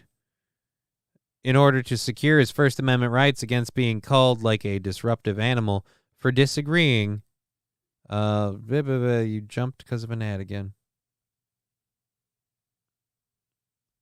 For disagreeing what was it? With the defendant's political views. Vice President Corkins later apologized for his remarks about a slaughterhouse at a public meeting. I apologize to anyone who felt threatened or was offended. My intent was to emphasize that the individuals who spoke during the public comment portion of the meeting have my full support, he said in the statement. The university did not immediately respond to Fox News Digital request for comment. Right. So yeah, look, she was saying it's not cool that this guy was opposed to DEI, and I was just saying, look, sometimes you got to drag these people kicking and screaming against their will, like when you go to slaughter a dumb cow.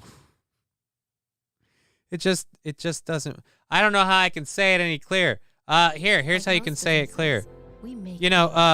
These stupid racists just need to be brought to heel. That's how you could say it clear. It doesn't sound any better.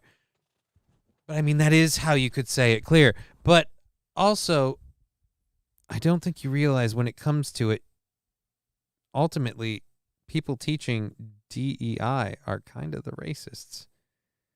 I mean, you're saying that you can't be, you're saying that people can't achieve any sort of equity or inclusion without forcing diversity, like having as many of a certain skin tone as another doesn't work because there's different numbers of people in each group. Things vary. I feel like, again, anytime you boil it down to, well, we'll take all of these people because they're the right tone, I feel like we're going to have a problem. All right, the drop frame thing does not want to quit being a dick. Rusty, you had to be watching Chad to know I was there. Make sure to let everyone know you saw me here trying to suck Johnny's dick. Why do we want to suck Johnny's dick?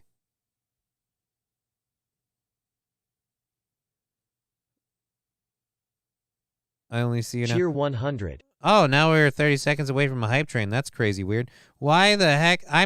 Is it me or is it glitching? It's glitching for me too. Yeah, it's glitching for a lot of people because the frame rates are going up and down because of a KBS problem. And I have to make a phone call later, I think, to talk about said KBS problem. All right, that's how that works. All right, yeah, so I apologize. It's glitchy. The KBS is up and down. This is more than normal. Oh, yeah, no, that's fine. Don't be sorry, Michaela. I like having these. Cheer 100. I don't see a hype train. Well, now it's over. It was a 30-second window that was gone, and now there's a 4-minute window. At Dear Butch, we had a bunch of support earlier, so we're good on that end, and if we get that, we'll add it into everything. My phone sucks. It could be on my end, too, because apparently my KBS is getting shitty. It's a little darker out. I don't know if the weather suddenly took a turn. Somebody took a dump on my KBS, and I'm going to have to call people later about it and express how I'm not happy about it, because this is not cool. Now we're down again. Now we're up again. I mean, this is ridiculous at how much it's yo-yoing. This is insane. I am not happy about this. Oh. All right, so we're going to try and keep going. I'm gonna try and not do a shitty show, but that is gonna distract the fuck out of me. I'm arguing. Oh, nope, that's just popping over there. Oh, there we're good. Okay, so if you remember in Colorado, Club Q, a horrible crime happened where a bunch of people were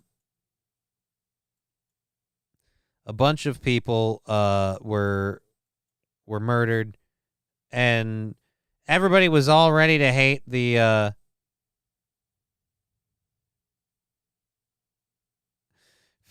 K-Fallen. Yeah, well, I don't care about your BS. Fix it. I didn't fucking make the problem, man. I'm sorry, dude. Oh, no. There we go now. I'm going down again. Down again. Oh, my God.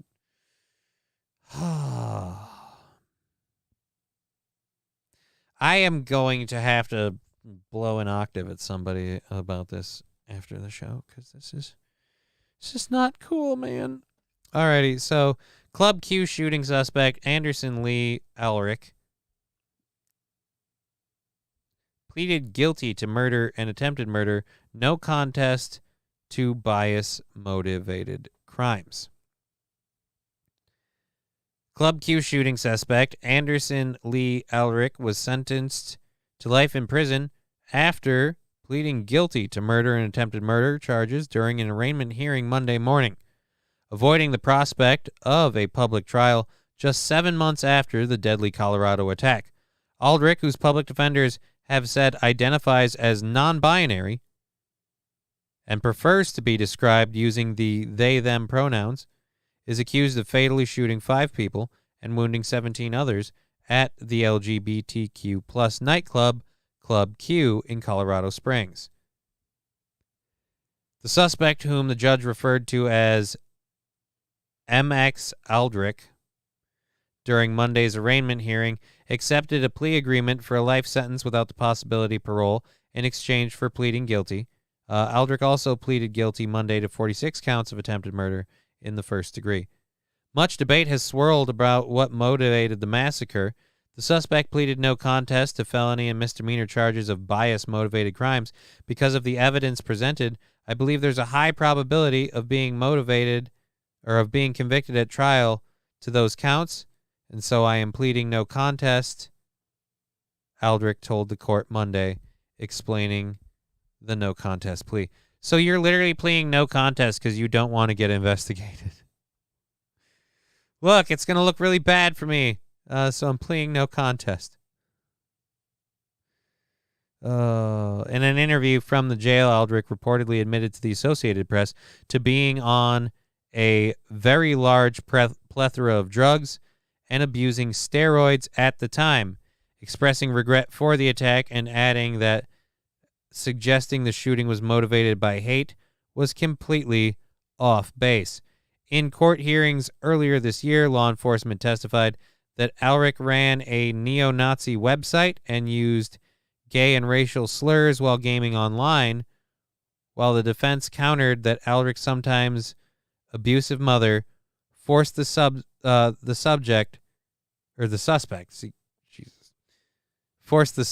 to frequent LGBTQ plus nightclubs. 2 veterans at Club Q reportedly helped thwart the attack. He was beaten by patrons and displayed bruised and bloodied in his initial mugshot. 300 state. He's facing more than 300 state counts, and yet we can't get him on the death penalty. Ulrich allegedly hinted at plans to carry out violent attacks at least a year before the Club Q assault. In 2021, Ulrich's grandparents told authorities that they were warned not to stand in the way of a plan to stockpile guns, ammo, body armor, and homemade bomb to become the next mass killer. Ulrich was then arrested after a standoff with SWAT officers that was live streamed on Facebook, and the evacuation of 10 nearby homes, telling officers if they breach, I'm fucking blowing it to holy hell. Ulrich eventually surrendered. However, the charges against him were thrown out after his mother and grandparents, the victims in the case, I gotta have more cowbell. Thank you for following the channel. Crollo? That's a cool name. Alrighty. Damn straight white cis men always shooting up gay clubs. Well, apparently this one was non-binary. And I love this next little wrinkle. So he threatened to, like, blow shit up and hurt people. So that sounds like a good enough reason to take him in. Except, however, the charges against Alric were thrown out after his mother and grandparents, the victims in the case, refused to cooperate with prosecutors, evading efforts to serve them with subpoenas to testify, according to court documents unsealed after the shooting. Other relatives told a judge they feared Alric would hurt the grandparents if released, painting a picture of an isolated, violent person who did not have a job and was given $30,000 that was spent largely on the purchase of 3D printers to make guns, the record showed. So the guy was making his own guns.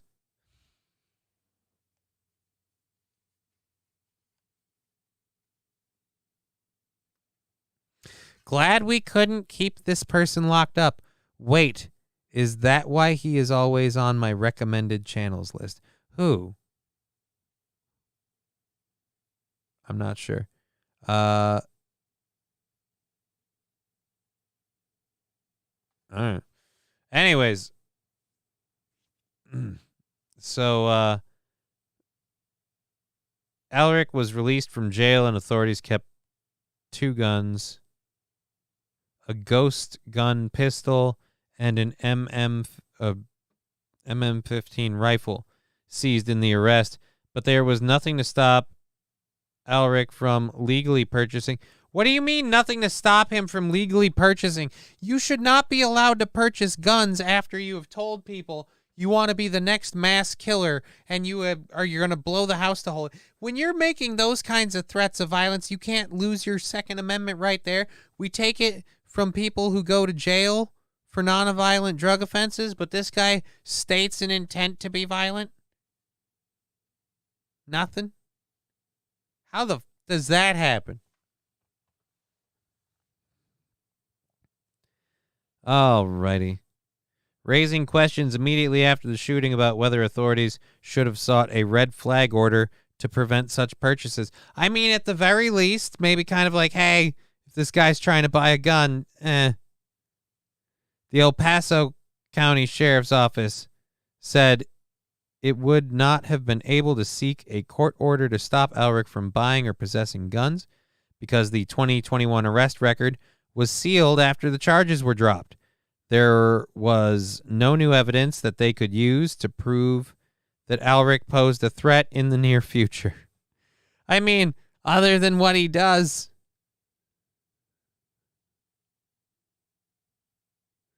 The guy you are talking about. I'm talking about Anderson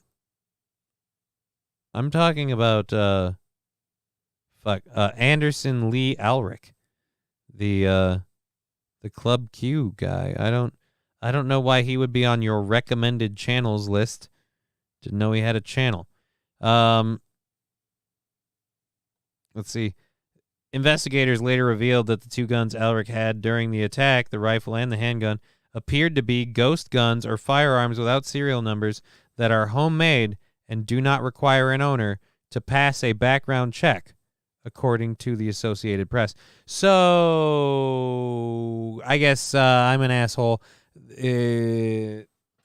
Fat Conan. It was a mostly peaceful shooting, I believe. Right. Mostly peaceful. It was mostly peaceful. It was mostly peaceful. That's fine. Not the same person, though. This one, in this case, horrible piece of shit. And, if I might say, that horrible piece of shit is again, someone who should not have been allowed to do the things they did. They should have not been able to print more guns. They shouldn't have been able to go there. This person should have been arrested. You got to be a complete piece of shit if you're the grandparents. You called the fucking police. You brought the SWAT team into the house. You had people out of their homes, and you don't follow through. Why? Why do you not follow through? Oh, speaking of people who have been trying to follow through, Budweiser is really, really hoping to get people back. They thought it would pass. They're like, hey, let's roll this back a bit. So they're trying to undo the Dylan Mulvaney shit, and they've introduced the new Budweiser camo can.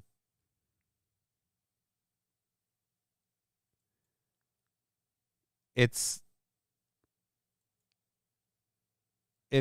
their way to get us all. Remember, we can forget about everything, guys, now, because they did a can in camo, and they're doing one in red and blue because I think the white's already on there. Camel toe can? I am in, says Fat Conan. Rusty Grammar. Oh, great. So, yeah. But, hey, they do folds of honor, in reference to the flag. So they're being so star-spangled awesome for the 4th of July. And I don't even know, is Anheuser-Busch an American company? I don't know. At any rate, oh my God.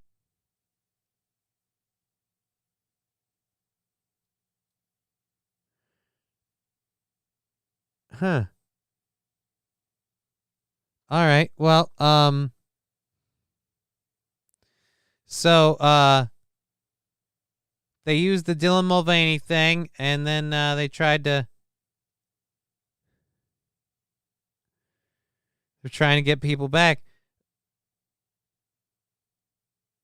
What are the responses? I wanted to see the responses. Budweiser cans, not the first time they team up with Fold.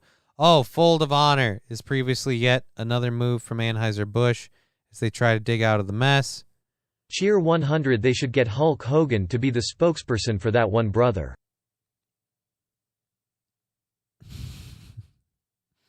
I mean, I don't know. Let's check out the comments, though, because then that wasn't the reason we did the story. The story we're doing it for is the comments. Here we are with the comments. I'll just let you see them with me while we go through this. Oh, my God, this one's great. Available at Target. When you tuck your pud, think Bud. Available at Target. Husband is a veteran. He has moved on from Bud. A camo can is not going to bring him back to the brand. Can't wait to not drink them. Hard pass. Not only no, but hell no. Oh, the comment section with a picture of the. This one's beautiful. This one's great. I like whoever did that. Bud Light's social media. Oh, so I'm guessing the new Bud Light. I'm guessing the new Bud Light pander isn't going to work.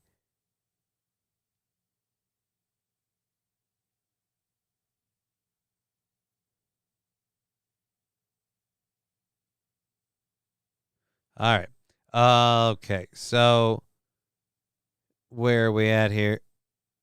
That one's done. Oh, Bud Light. Actually, hold on. I should reload that. I want to see if there's any more. Those few were good, but I need to get that. Sorry about that. I need to get that back up here. I want to see if there's any more to the tweet. Let's look at the tweet in the comments. Oh, and we need to hidden replies. Let's go to the hidden replies. Oh, dear God.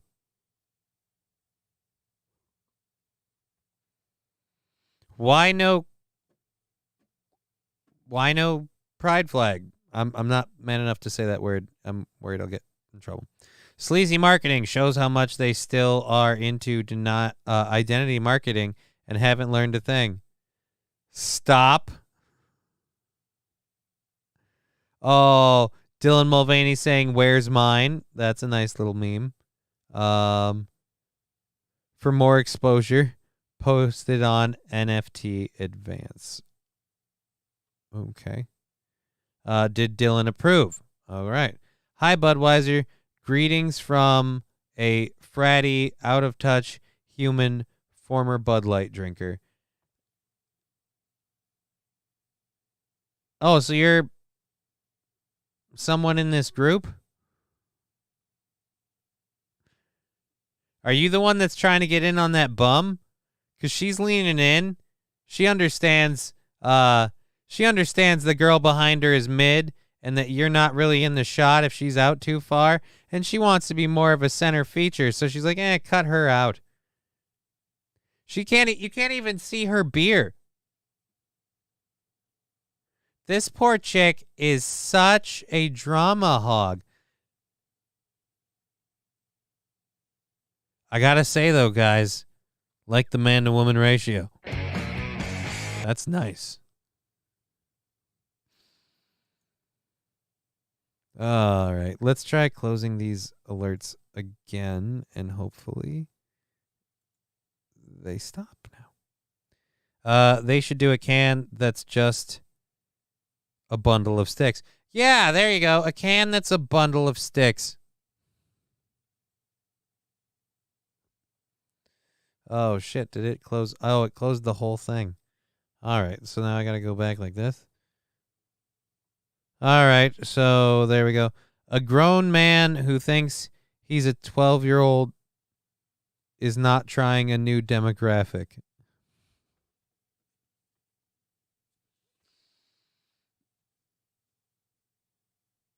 Wow. That's cool, but you all still did a deal with that batshit crazy boy girl. Holy Jesus, you guys. Shrink the government? Wow. James Deplorable, all the good comments are hidden. I know, right? That's why we're here. It doesn't work for me. I gotta have more cowbell. Did you forget to turn off the comments? No, they're denying some of them. They're hiding them. And thank you, Lewis. Lou is crappy. Louis Capybara? I am dumb. Thank you very much.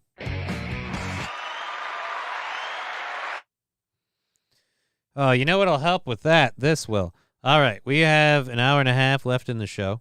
And by God, if the show can just meander through while I get through this and then call someone to ask them why frame rate started taking a dump so much. Thank you, Small Egg Picker, for the 250 channel points.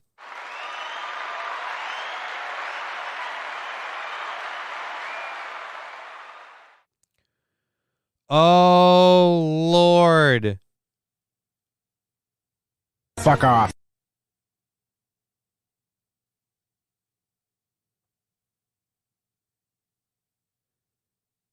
Ha ha ha. This one, oh my God. That one.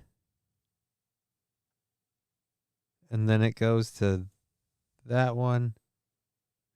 Jesus Christ. Holy shit. That one was leaning in hard.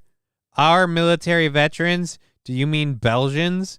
Because you are not an American company. Oh, God, that's right. Yeah. So we have a fun story later about the backlash to all of this. Try Garth Brooks' bar. Don't care. Other than that, I'm surprised is still willing to work with you. Dude, Folds of Honor is willing to take money. That's what it was. They might have asked for more money this time. Denounce. Wow. Okay. I'm not here to make those kinds of statements. Go F yourself. I want to see some big Wow. Pretends to be a woman, pretends to be a beer. Oh, Jesus. After Mr. Clean drank Bud Light. Oh, my God. Is that Vin Diesel? Wow. Oh, it is not. Fundraiser for the frame rate. Yeah, I wish. I wish we could do a fundraiser for the frame rate. So there is that.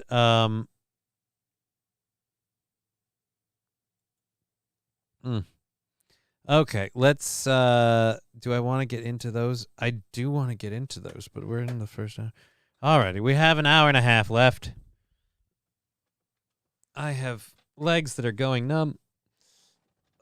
And a body that doesn't like working. So we're going to go into another couple of stories that we have here. The first one being from the New York Post.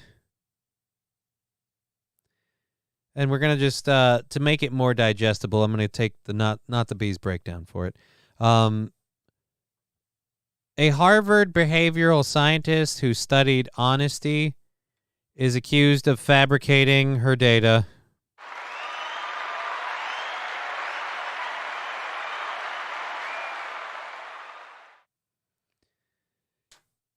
A prominent Harvard behavioral scientist who undertook studies about honesty is under fire for allegedly fabricating papers that she worked on, according to... Well, Sparkle Farts, all things being equal, you are technically correct. Thank you very much for the 100 bits. 150 away from that sticker party.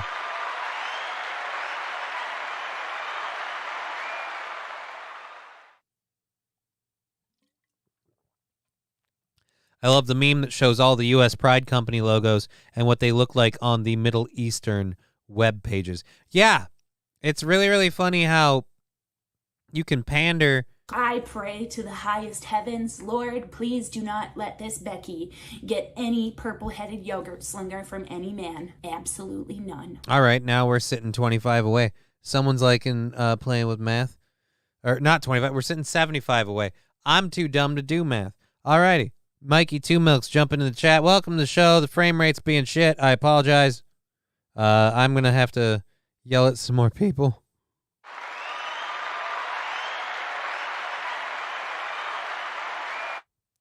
But yes, as for the whole thing, everybody panders, but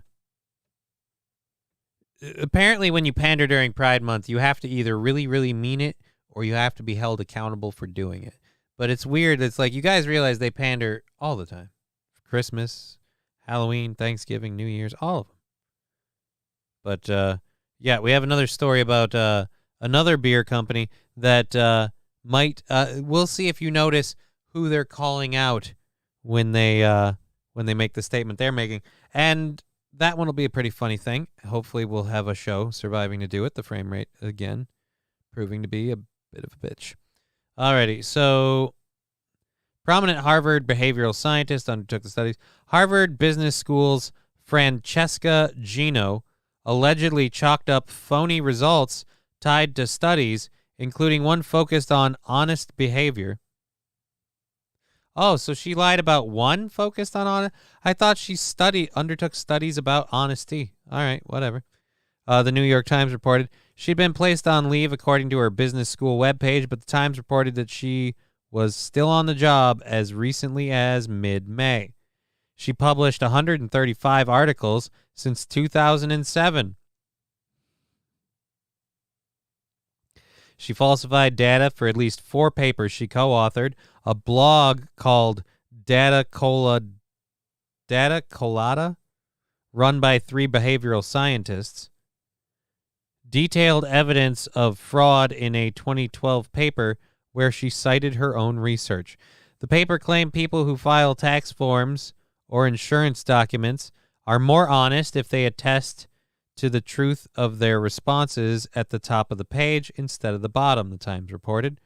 One of the experiments asked about 100 participants to complete a worksheet of 20 puzzles, and for every puzzle they cracked, they would get $1, the Times reported.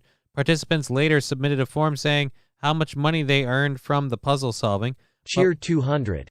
But were led to believe they wouldn't get caught if cheated. Or wouldn't get caught if they cheated. Thank you, Neshi, for the 200 bits.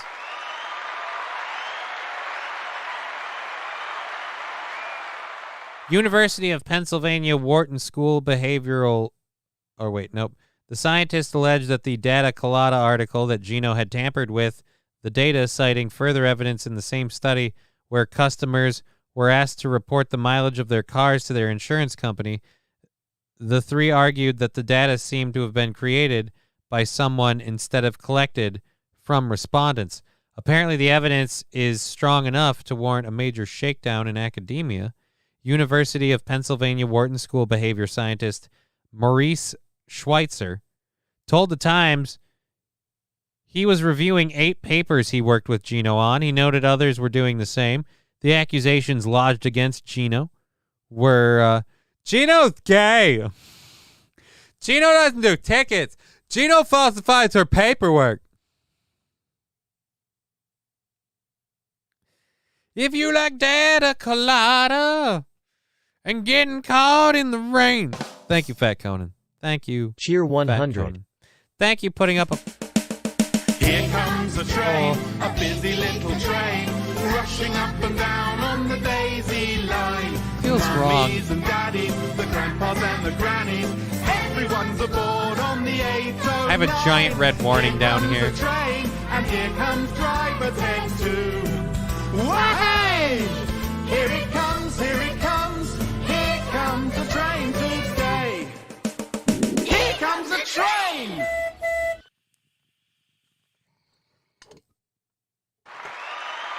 Thank you very much.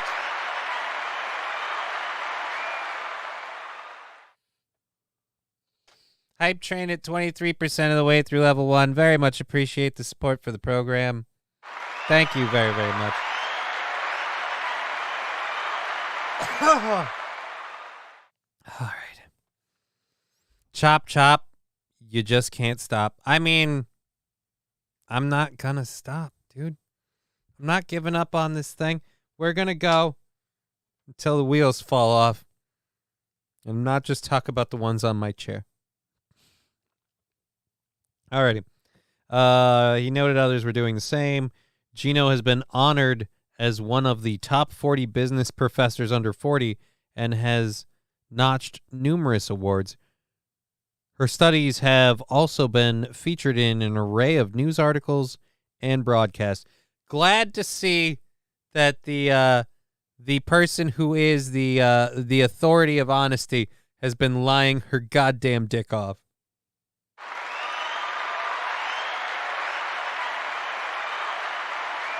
That's fucking great.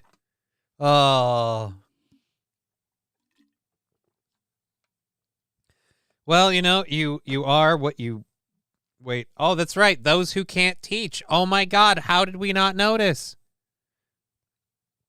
Those who can do. Those who can't teach. Mr. Blobby Shot Cousin. Mr. Blobby's Shot Cousin. When are we getting a bikini stream? Probably no time soon. This camera's too close. I don't know that I have the space for it. I couldn't justify being in a bikini. I feel like Twitch would only allow me to be in a bikini if there was a hot tub, and I can't fit a hot tub in here. I could barely fit in an egg chair. Tell you what, if Lemmy will wear a bikini on stream when Lemmy and Lenny and Granny come in, then we'll have a bikini on stream. But until then, probably not going to happen. I'll be honest. I'm starting to feel a little bit aware of how fat I'm getting from not getting enough activity, and I'm working on it. I'm seeing physical therapists. By God, if I can get my legs back, I'm going out to a gym, so I have to literally leave the house to work out because it's just, Mr. Blobby's hot cousin. Yes, I'm bad at reading. Granny wears the skirt in that relationship. Well, I hope he doesn't wear the bikini, because that's, do you got the water in the background? You got the water in the background. You're all good. Well, I mean, technically, we are fat shaming again. I mean, I'm fat. Am I not fat? I'm fat. I am significantly fat. I'm not fatter. Well, at least hopefully not a lot fatter. But I would like to see the fatness decrease significantly. So I'm just Johnny Muffin Top. I mean, at this point, it's more of like a Johnny Pot Pie Top.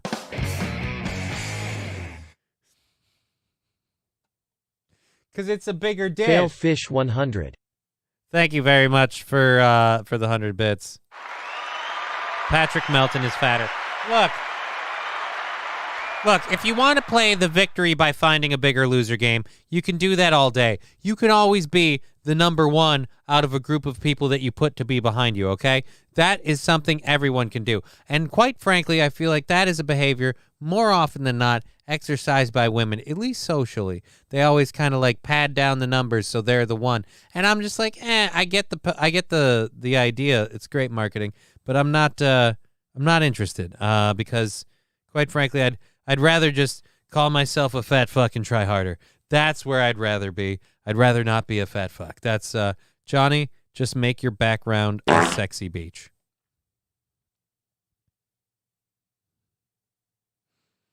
Well, I mean, technically, my background is really because let's test out the 4th of July background.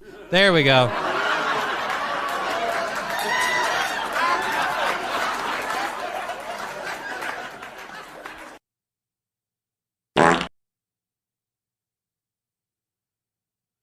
I'll be honest, Patrick Melton is fatter. Patrick Melton is hilarious. I've never watched Patrick Melton. Johnny just I don't watch Patrick Melton. I have no idea if he's hilarious or not. I don't know, and I don't care.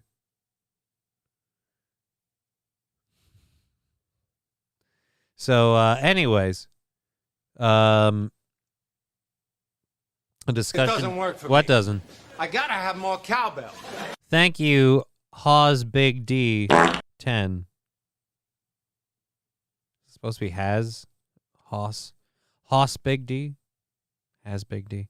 Don't care either way. It's awesome. Thank you for following the channel. Welcome to the show. We have an hour and 15 minutes left.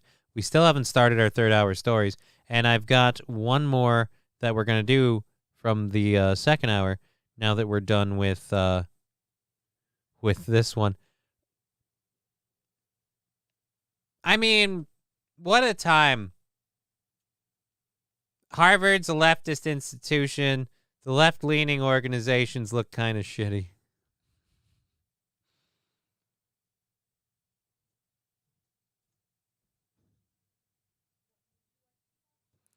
Oh, I'm not on Twitch anymore. I'm sorry you're not on Twitch anymore. That's why we like to multi-stream so we can reach everyone.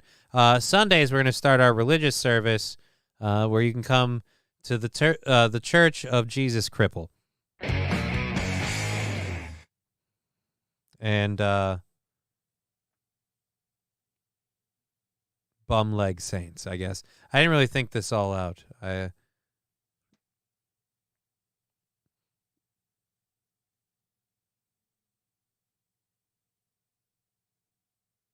I again don't. Do we care about these things? I don't think so. Because again, I never get to watch. I would watch Chad if I could because Chad is sad. I laugh at Chad for all the wrong reasons. And I would love to watch Chad. I honestly, again, with the whole Patrick Melton thing, other than where he sided in the whole steel toe fiasco, I have literally no idea who Patrick Melton is. None whatsoever. I'm not ashamed to admit I don't think about him at all. Why is this? Why is this thing always loose? Just like my... the frame rates still keep dropping. I love that I'm not allowed to do a show. It's awesome. Thank God someone was really charitable before. I'm sure they won't ask for a refund. Why would you? Oh, Jesus. Okay, so again, we can't trust people that we've hired for honesty. We got that one done and out of the way. I have Parkinson's, so I hate Twitch, but it helps my welding. I have Parkinson's, so I hate Twitch, but it...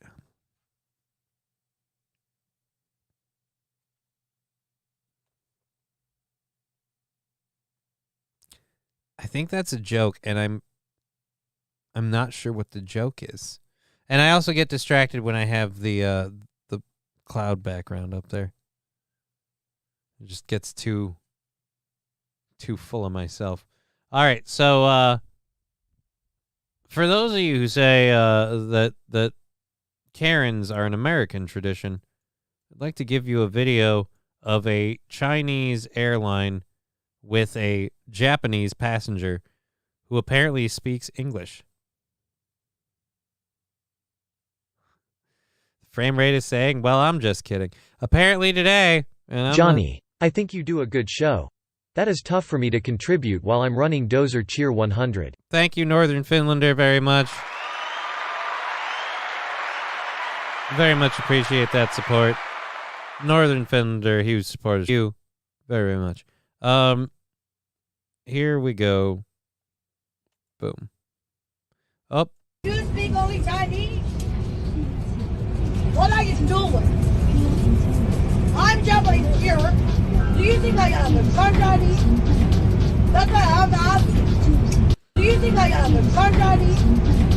That's why I'm asking. Japanese here. So she's Japanese and she's pissed off. Why are you asking them in English?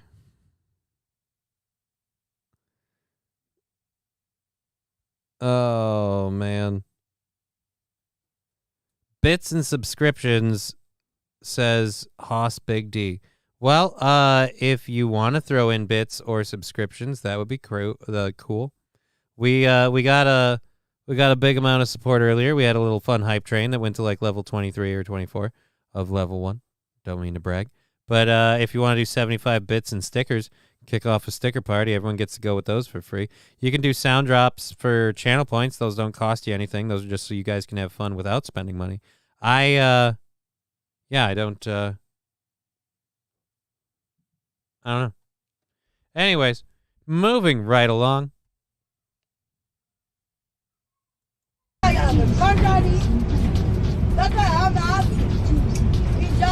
Heading to adopting flight.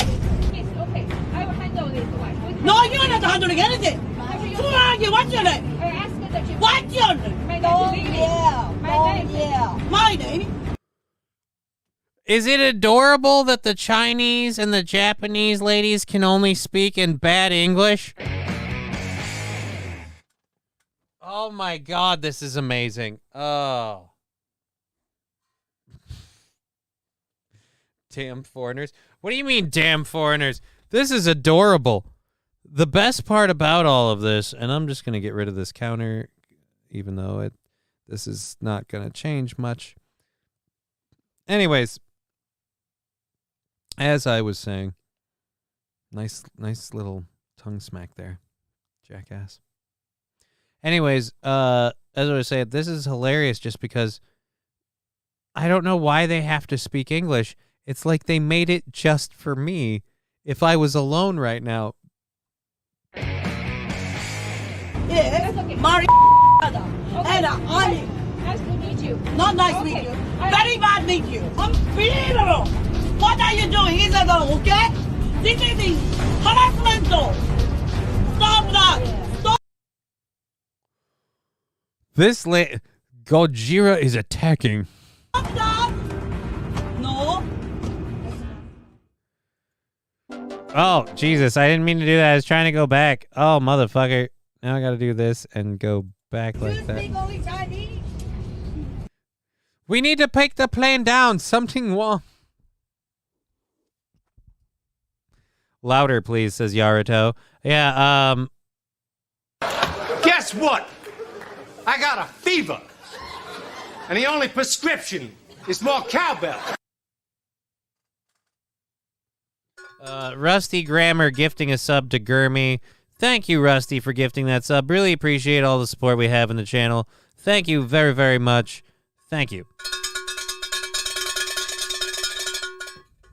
Alrighty. Let's go back to this. Yeah, well, you can't make out, like, I hate that it's all blurry. I want to know if this lady's hot. Like, Heading to adopting flight. Okay, I will handle this one. No, you're not handling anything.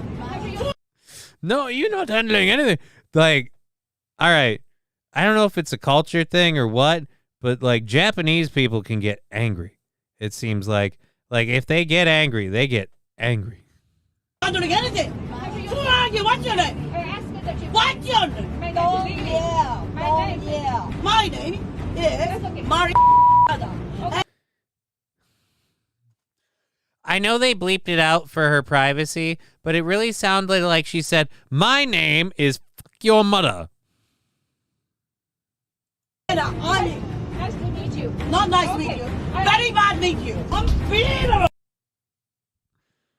Unbelievable.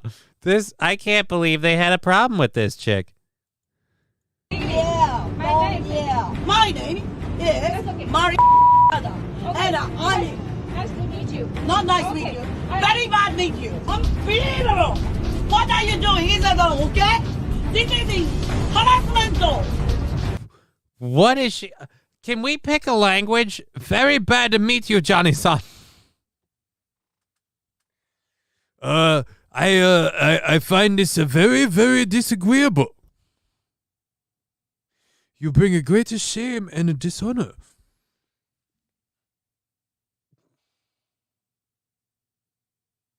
Again, it's like they made it for me because it's not their fault that they can't speak English very well. It's a second, third, maybe even fourth language. I don't know. For these airline stewardesses especially, they're Chinese ladies. They might have had to learn like a couple. But probably got 2 or 3 types of Asian there. So broken English, maybe the only language in common to all of them. Yes. Yes, Toastmaster. You're absolutely right. Or it's fake. I mean, or it's fake. This doesn't look terribly fake, but if it's fake, I'm still entertained. All I'm saying is this is just stupidly entertaining. This is only 44 seconds long, and this chick freaking out. She got the plane grounded, by the way. They were heading I don't know where, but they had to land because of this lady. My name is Maria. And nice to meet you. Not nice to meet you. Very bad meet you. Very bad to meet you. By the way, I'd like to point out, do you notice all the people in this video seem to be fitting quite comfortably in their seats? It's almost like airplane seats fit small Asian people better than fat white Americans. Oh. What are you doing? Is that okay? This is harassment. What are you doing? All right, like, did you think you were in charge of the plane now just because you had the authority? This lady would be great at calling traffic. Like, you go left. You go. What are you doing? This is unbelievable.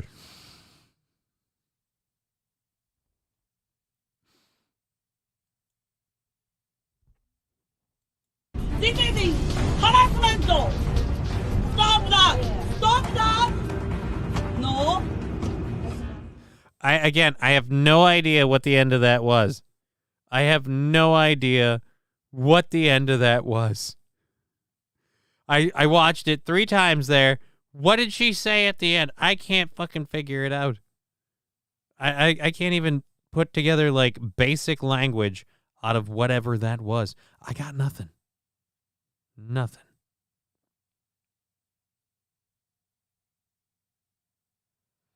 Okay. Well, there we go. That is that video. Let's jump on over, clear this out. jump over to the third hour stories. Again, we have an hour left in the show. Thank you for being part of the show. I want here to say goddamn I want here to say goddamn Mongolians, tear down my shitty wall.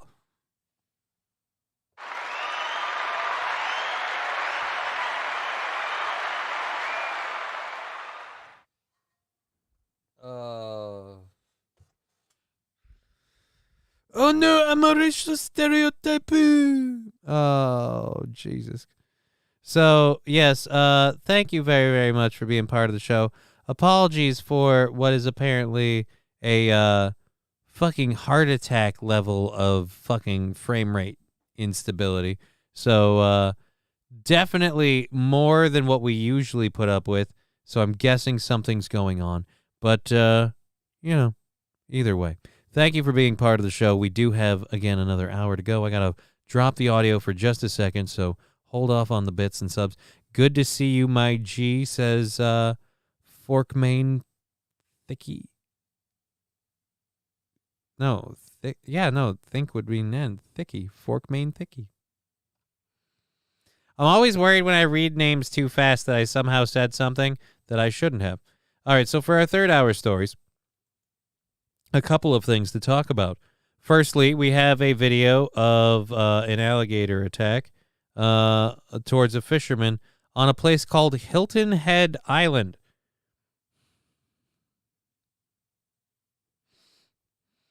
Who named it Hilton Head Island and when? That's all I want to know. All I want to know. Then, we have a follow-up on the we have the follow-up on the Bud White? Jesus Christ, Johnny. We have a follow-up on the Bud Light story that we were talking about earlier. Then we have a poll about Trump's lead over DeSantis and things like that. A tweet defending a pride rally because there were naked men on bicycles. And apparently we need to defend that. So we're going to talk about that. And then a Netflix preview thing to watch and rip on. Audio is good and back up. There we are. Paris Hilton Head. I saw that on DVD. No, that's One Night in Paris, and I've never seen it. I've always been curious, but then I'm like, do I really care what she F's like? It's not like it's ever going to be a thing. And like little skinny, no titty blonde. No, thank you. No, thank you. I'd rather have like a big tall lady that's, just not super skinny, tiny, but they're just smaller ladies aren't a problem, but you gotta have some parts, and I don't know. LOL, Bud Dwyer vid is crazy. Ye24, and I don't know why we're... All right. Anyways, so we have a bunch of things, like I said, to get to. We only have an hour left in the show. Toastmaster saying, I guarantee your imagination version is going to be way better than the actual video. Thank you, Johnny. Never thought she was hot. She has a very pretty face, but, like, hot? I mean...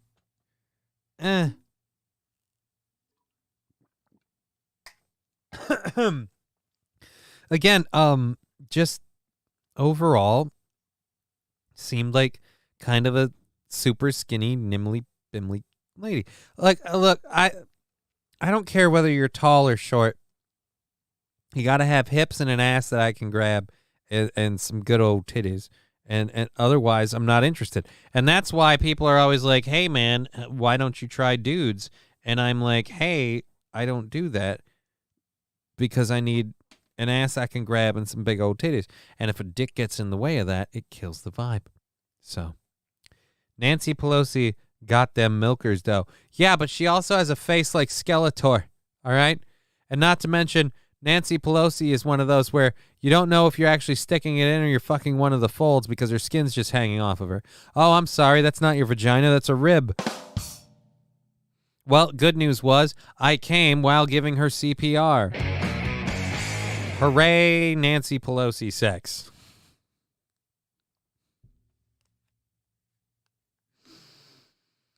Hey, man, what's it like to bang Nancy Pelosi? Kind of like humping a beanbag chair with a pulse. It's just a literal bag of bones, if you will. The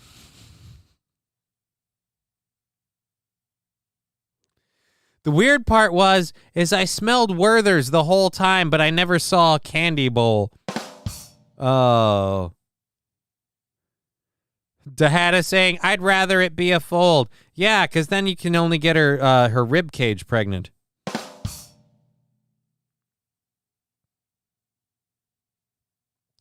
Northern Findler saying, Johnny, that's why you hit it from the back, good sir. Why? So you hit her in the butthole? I mean, wow.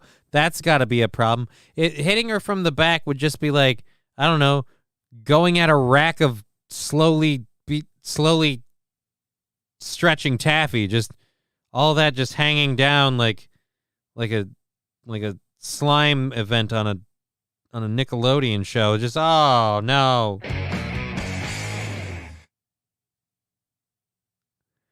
Something that old ain't having no babies. Hey, on her planet, we don't know when infertility strikes. It could still be a couple centuries away.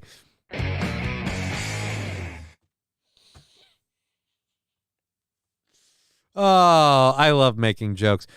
K-Fallen saying, great, now I'm hungry. Yeah, I want taffy too. Nah, hitting from the back is Paul's deal. No. Paul's deal is servicing while taking... All right, I'm not going to make that. All right. It's a funny joke and stuff, but he was attacked, and I don't want to... We'll just leave that there. All right, so speaking of attacks, actually, thank God, great segue. Speaking of attacks, we have this one. It's not very long. It is an alligator charging towards a fisherman on, again, Hilton Head Island. Hilton Head Island. You have a question. Honey, look, here he comes. All right, so your kid's asking you a question, you're ignoring your child, and you're filming in... Why? Why can't we go landscape mode? If you're going to watch this dude have a potentially fatal interaction with, I'm guessing, an alligator, you R.I.P. Steve Irwin. I love the display of skills here by Mika Kimberlin. So we had two people with their phones out. Grandma's got her phone out. This dumbass has his phone out. His kid's asking for his attention, ignoring him. Fisherman there is trying to walk away. Alligators deciding to go for it. Nobody's worried about the guy. Everyone's just worried about filming it. Great. Yeah, I'd love to see the alligator go for Grandma. She doesn't look like she gets her steps in all the time. I'd like to see her chase after Grandma. Alligator charged a fisherman on Hilton Head Island, South Carolina. Alligators are listed by the island as an attraction and rarely attack humans. Rarely. Why do I always root for the alligator? Ross Dog's broken spirit, that's because most of the times, unless it's on the Discovery Channel, we never see one win. Quite frankly, every time I see an alligator fight a human, I go, yeah, but I've seen more of you guys in a purse. So, if they got one, I'm like, hey, good on you. You know what, Johnny? My buddy Ahmed is going to have a word with you with Spectrum if this shit doesn't get fixed. Well, that... I didn't ask for that. I will handle my Spectrum issue on my own. Thank you very, very much. Thank you. I'm sorry about you dealing with it. But thank you. I'll handle that. Mostly peaceful gator. Right? He just wanted to give him a hug. Bro, I love you. One of the funniest ever. Well, thank you. I very much appreciate that. But yeah, the gators rarely attack humans, and they're an attraction on the island. Well, let me tell you what the people are to the gators on the island. Food. They are food. They are walking meals. Since 2000, South Carolina has reported 23 alligator attacks, including 5 resulting in death. Honey, look, here he comes.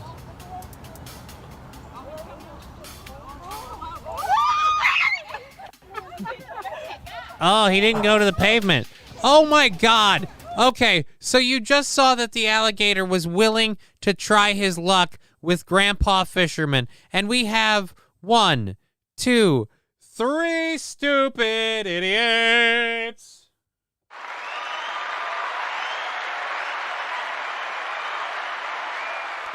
Two of them are obviously women. I would like to wager that all 3 of them are women, but I can't get a good enough look at this person in the blue shirt. I will say this is perhaps the dumbest thing. You know when an alligator jumps out of the water attempting to get a zebra, the other zebras don't run up to the alligator. I see 4. It's in Florida. No, there's 4 people, but that's a dude.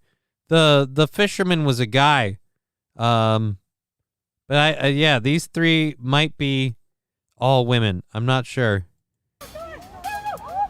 Y'all better step away. Oh, they're all filming. I'd say they're all women, but again, this dude is sitting here filming. So, y'all better step away. Yeah, they're real dumb for sitting there filming from that distance. You're what, 10 feet behind them? Oh, that was the end of it. Well, fuck me. Oh, Jesus. Did I have this story in the prep list? Because I might have. And if I did, or was it in the bonus thing?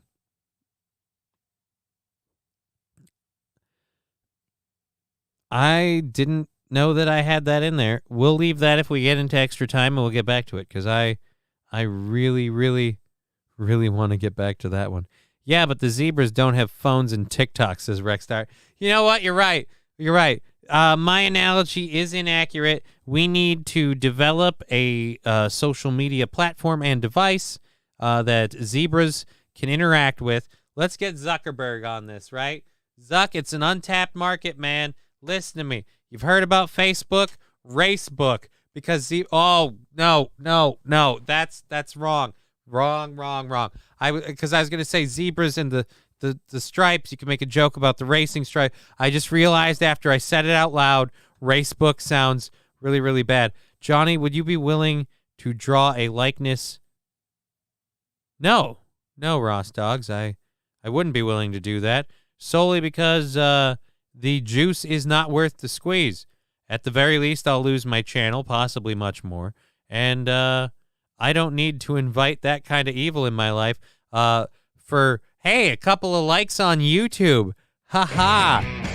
Hooray for that. I'm glad we got that. You know, I'd have to worry about someone threatening to do something to me and or the people I live with. But hey, at least someone got a laugh because I drew a doodle on YouTube. Oh. Toastmaster saying he's busy training for his battle with Musk. Well, if he's doing that, then how are we going to get Zebra Facebook?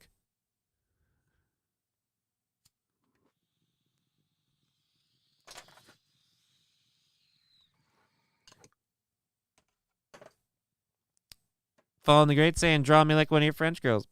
I don't have any drawings of French girls. Theory falls flat on that part alone. Anyways, so as I had said earlier, he's going to do the walrus. That's right. He's going to do the walrus. Elon Musk is just going to lay on him. And then, honestly, though, I do think Elon Musk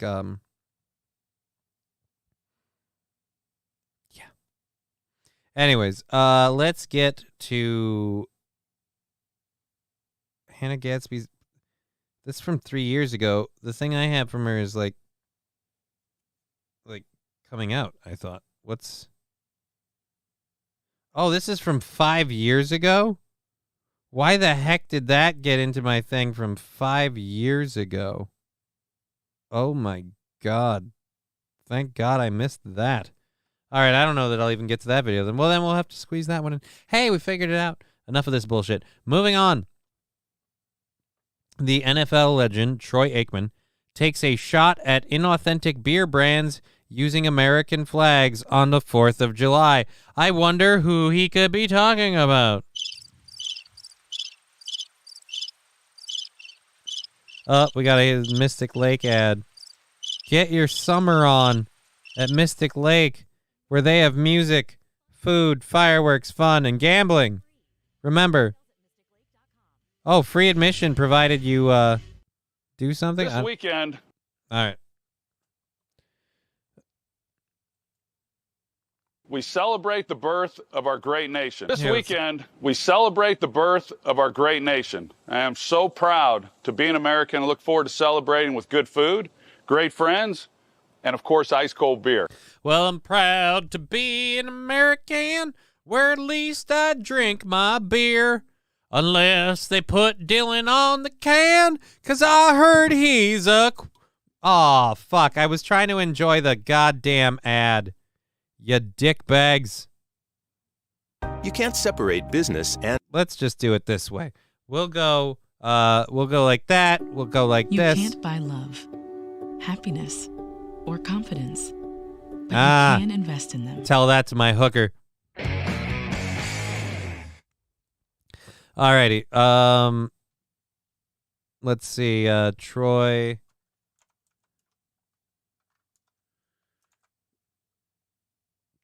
No. Troy.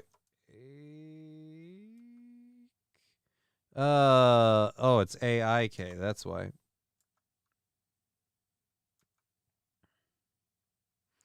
Let's see if Troy Aikman yelling at teammates. Where is his beer commercial? Troy Aikman commercial. There we go. Troy Aikman, Miller Lite commercial with Troy Aikman. That's 7 years ago. I want Troy Aikman's beer commercial.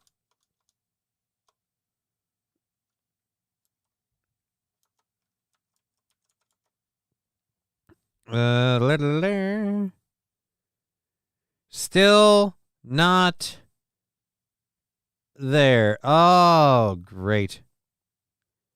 So we can't get the commercial unless it's through that stupid Fox ad. Well, he pretty much just says that he doesn't want people drinking a beer with an American flag on it if it's pandering, which is fair. But he didn't complain about that before, but he's doing it now. The best NFL thing was the SNL Peyton Manning skit. I'll agree if Elon does double down on training, he'll wipe the floor with Zuckerberg. I think if Elon's going to do it, he's going to double down on the training.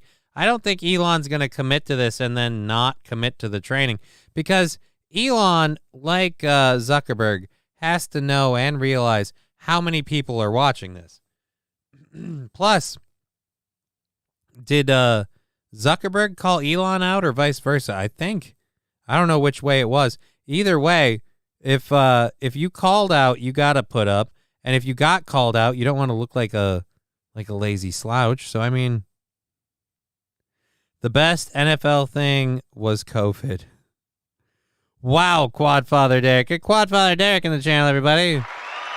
BYB Podcast with Quadfather Derek on the YouTube channel at BYB_pod. Be sure to check it out, like and subscribe. Amazing show going on multiple times a week. Corey Adam. What are you talking about, Corey Adams? Fork main thicky? Rogan would decimate him. Which one? I think Rogan would decimate either of them. But Rogan also won't jump in a ring to wrestle either of them, I don't think. Or jujitsu them or whatever. I don't think Rogan's going to get in there and do that. I mean, I'd laugh if he did. Because he's already in shape. He's already jacked. I don't think he doesn't have to get in shape. He doesn't have to get ready for it. He's naturally inclined to be that way. So I really don't think that goes well for him. So I was going to do this, but now that I know that this is from 5 years ago, I'm disappointed. I don't really care anymore. All right, so we have an inspirational video, and oh God, the tweet defending that, the Trump thing, and a pilgrimage interrupted by thieves. So, and a story you won't hear very, very often. He would just dance around the ring till they got exhausted. I mean, maybe. It doesn't work for me. I gotta have more cowbell. If he feels confident, though, shooting in on them or just continually pressuring them would gas them faster. Who was that? Thank you for following the channel. Really appreciate the follows. Thank you very much. Apologies for the dog shit connection we're having today. I'm super sorry about that. But thank you for following the show.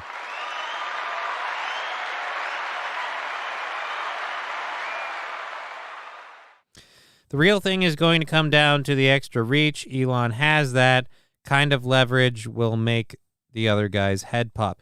Yeah, Elon has a reach advantage, but if he doesn't know how to use it and Zuck has a strong jiu-jitsu game, he gets in close and shoots on him, that reach won't mean much anymore.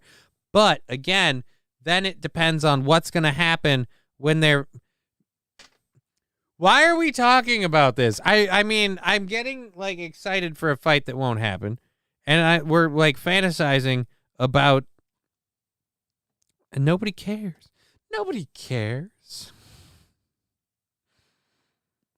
All right, so we'll get on this story quick. Trump's lead grows following the indictment. One factor continues to be a thorn in Biden's side with voters, according to the poll.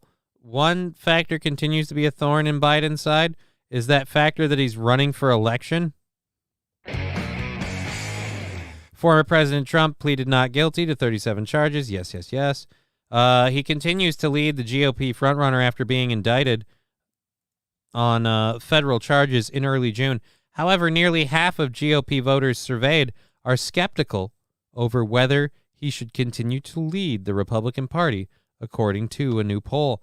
The new NBC poll shows a majority of Republican voters would vote for Trump in the Republican primary, with 51% listing him as their top choice over Florida Governor Ron DeSantis. He came in second with 22%, and former President Mike Pence was third with 7%. These new numbers come in comparison to how the candidates fared with GOP voters in April, shortly after Trump was indicted in New York in connection to hush money payments. It was at about 46% voters for Trump, and then 31% backing DeSantis. So that's a nice little bump. After pleading not guilty, he got a nice little bump. In June, a combined total 77% of GOP primary voters said the federal charges gave them minor concerns. 14% no real concerns, and 63%. Oh, no real concerns, 63%. Okay. 64% of Republican voters said various indictments investigating Trump faces are politically motivated. Yeah, I'd believe that's 64%, but what's the 77%? That's a weird thing. These numbers are then compared to 55% of all registered voters who say the charges give them either major concerns or moderate concerns. Trump remains the GOP frontrunner against DeSantis. However, in a hypothetical Trump-Biden battle, President Biden came out on top with a near majority of the vote. No. I don't believe that 49%. You don't have that. No. That is. Biden will sniff your kids for your vote. Dude, I hate to be saying this. I'm worried that there isn't going to be a vote. I'm worried that the vote is going to be a sham. I'm worried that the vote isn't going to matter. Because apparently, we really need another crackhead in office. Well, who's another crackhead? I'm confused, not going to lie, says Forkman. I'm confused, too. Those numbers were awfully convoluted, but I don't like how we come down to 49% for Trump and 49% for Biden and 45% for Trump.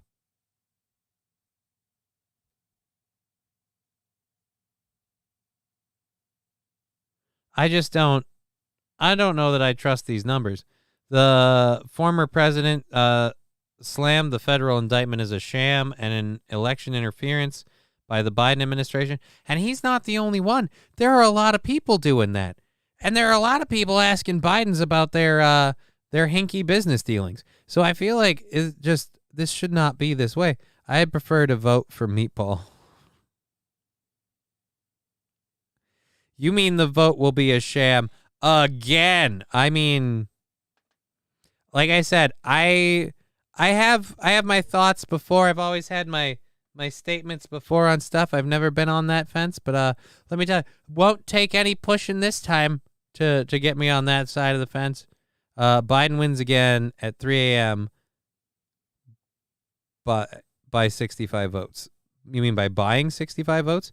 Public Enemy SED in the don't trust them real shit.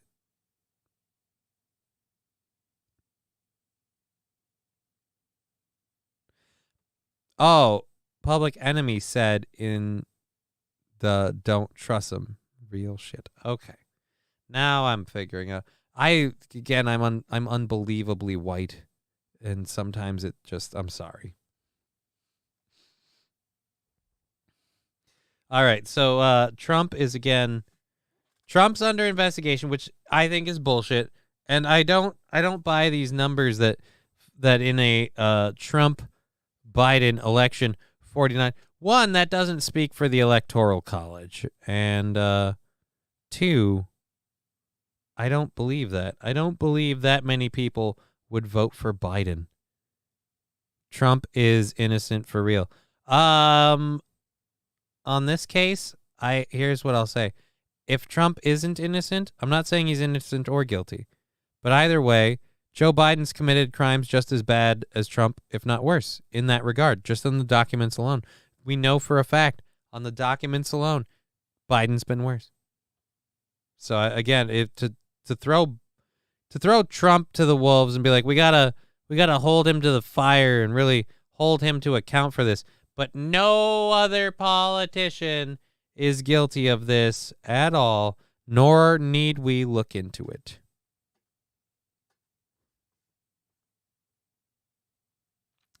Interesting. Anyways, so yeah, Trump's lead is growing, but people are still apparently saying that Biden would win, and I do not believe that. I do not believe that in the world would happen. All right, so we got that. We got a half hour of stories. I'm going to pimp my sponsor, Hemponics, real quick because I haven't been good on that. And they've been good to me. I don't know. I've never actually taken the money part. I love their products. I just buy their shit.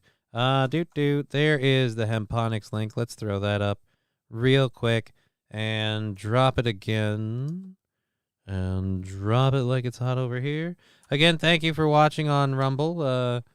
The chat is up. Nobody's used it, but if you do, we will read it and see it. Grip it and rip it. Although, things have been shitty, so my apologies. I forgot to pull the audio down for this. Anyways, let's flip over to here.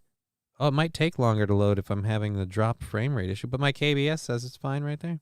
Weird. I am older than 21, unfortunately. Boop. So my sponsor, Hemponics, innovative hemp-based solutions. They feature a whole slew of amazing products. CBN tinctures, CBG tinctures. The Muscle Frost is one that I particularly love. Let's go check out the Big Spiel show list. Oh, wow. Is this thing sized? Nope. That's 100%. They've changed things again. This is a different background, and you can shop by the benefit, the cannabinoid, the product type, or for pets. They've improved the website yet again. I love the gummies. The Awake coffee-infused CBD tincture, also a very good thing. Premium CBD flower pre-roll. I don't normally smoke CBD or CBG flower, but I mean, if I was gonna, I guess. Then the muscle lotion, I've been getting that for a friend of mine. I love the muscle frost stuff myself. I use that. And the CBG tincture is something I use on a daily basis. All of this stuff is really amazing. They have deals for buying in bulk or multiple products. Lip balm is a new one. I know they had the tattoo balm for helping people who've gotten tattoos. The Calm Body relaxation one is also one I use every night, and I recommend that if you like those. So those are all really, really awesome, and I recommend them. I have to verify my account on Rumble to chat, but I have to reset my password ever since they updated the app for Android users to use live chat. That's fine. I'm not too worried about it. It's what it is. Today's show has been great. Support has been amazing, but unfortunately the internet's been a bitch, and I am sorry for that. Hey, everybody. On a brighter note, we have ourselves a kitty. That's one fucking nice kitty right there. Say hello, Tag. It's Tegra. That's our lovely little Tegra, whose hair I choked on earlier. You furry little... I just heard my daughter. She's really going to want to run down here the minute the show's over. I better put that away.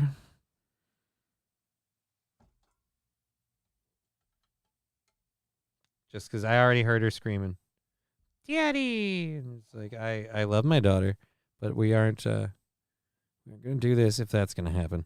Anyway, so thank you very much for supporting the show and giving us another successful week already. I appreciate that. That is awesome. And again, if you need anything, CBD, CBG, that stuff, Hemponics is a great source. They know their products from start to finish.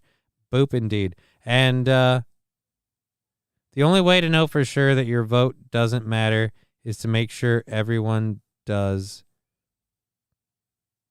fucking vote. I would agree, but we would have to all post our results. Oh no, the audio died. Are you serious? Did the audio die on Twitch? Don't tell me the audio died. Audio die on... Oh, you dick. You dick. You lied to me. Let's go over here. Apparently, well, they said what? What was it? Let's go to live. The YouTube one is having trouble getting to the live thing. We were good on Twitch. Tell him out, Rusty. Can't hear you, says Fat Conan. That's weird. Rusty. Can't hear you, says Fat Conan. That's weird. Rusty. Can't hear you, says... See, because that one was going off. See, because that one was going off. Not for me, because that one was going off. Not for me, because that one was going off. Maybe you have to reload. I don't know. I can't hear the chat, just Johnny. Fucking Jesus. Angry Saxon, it was like 20 seconds. Well, we're good now. The frame rate is up and down. It's in its normal 5 to 6 range that it usually sits in, and 5 to 6,000, I should say. And then all of a sudden, like once in a while, we'll dip super duper low. Me either. No chat. I got taken for a ride by my audience. Oh.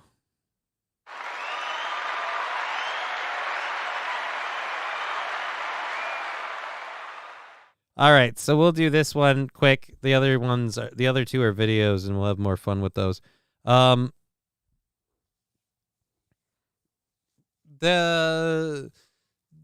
there's a weird line I kind of have on this article, because it's a tweet defending naked men riding bikes in front of kids during Seattle's Pride Parade.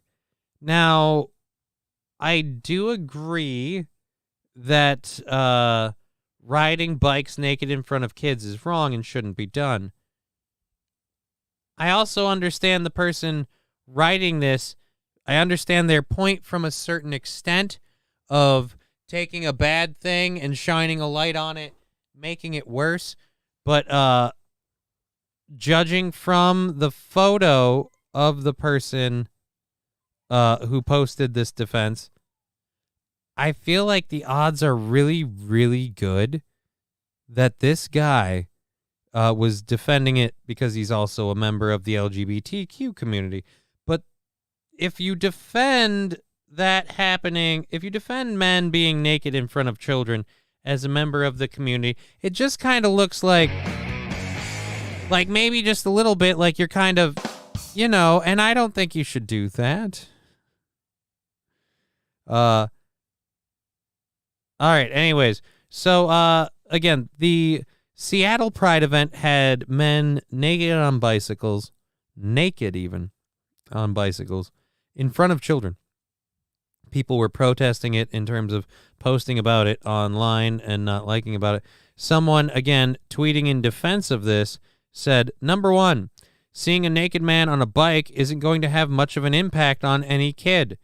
They have likely seen their father or brother naked before. No, they haven't. I actually kind of strive to make sure my daughter doesn't see me naked. It's a personal goal of mine. I really prefer she not see me naked. And that's their father or brother naked before. Wow, that's weird. Again, these answers are saying more about your community than you think, sir. Seeing a man naked on a bike isn't going to have much, or it might have a lot of impact, because, again, might not be a thing. Number two, sharing uncensored videos of naked man on a bike to an audience of possibly 30 million kids on Twitter is arguably worse that riding a bike naked in front of a kid or two in a planned event that the kid's parents took them to. Number two, you do kind of have a point. By sharing an uncensored video, you do kind of make things worse if kids are seeing that video. But the video also does point out, 3, there are much worse things the average kid will see or hear online and offline in a typical week. No, I can't say my daughter is going to see or hear things on or offline that are worse than, in my opinion, a man riding in front of her naked on a bicycle. Why do you have to be naked on the bicycle? You're celebrating Pride Week, and isn't Pride a lifestyle? If it's not all about sex, why do you have to be naked? If it's not all about sex, if you're not doing anything to...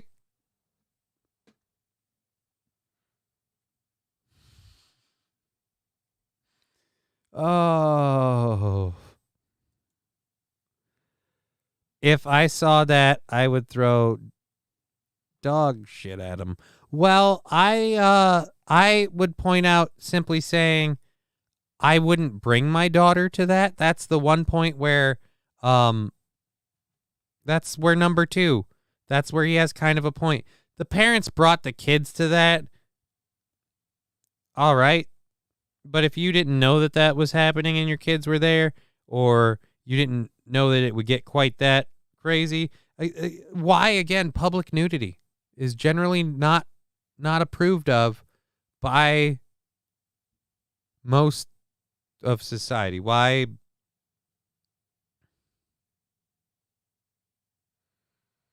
Exactly, those parents are dog shit, the dog shit of this story. Yeah, they might be, but the person, like I said at a point, I'm sick of that excuse. Just because this shit is online doesn't mean it's okay for kids to see out in public. That's bullshit. Yeah, it is bullshit. Like I said, excuse number 3 and excuse number 1 are very bullshit. There's a relative amount of, you have a point in number 2 there. But let's see. During the Seattle Pride Parade this week, naked dudes on bikes rode through streets. Some of them were nice enough to cover everything except their genitals with bondage gear. Everything except their genitals. So that's my thing. Like, Pride, we have to be okay with you throwing your dick around. Like, everything except their genitals with bondage gear. I really don't think it was a woman that was riding with her milkers out. I'm pretty sure it was dudes in bondage gear covered except for their schwanz.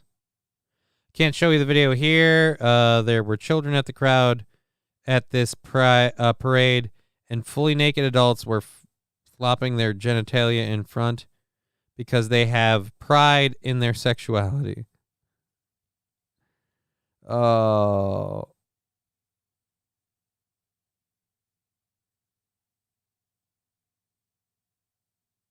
Oh my God. So, we're in the okay, maybe gay men are regularly exposing themselves to children in public, but it's fine, actually, phrase of the normalization discourse. Yeah,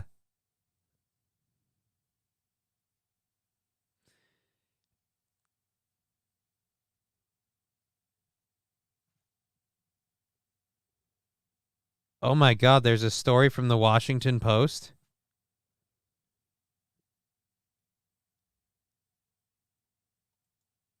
The Washington Post might have a little bit more of this. Naked men on bikes expose all ages Seattle Pride Parade to criticism.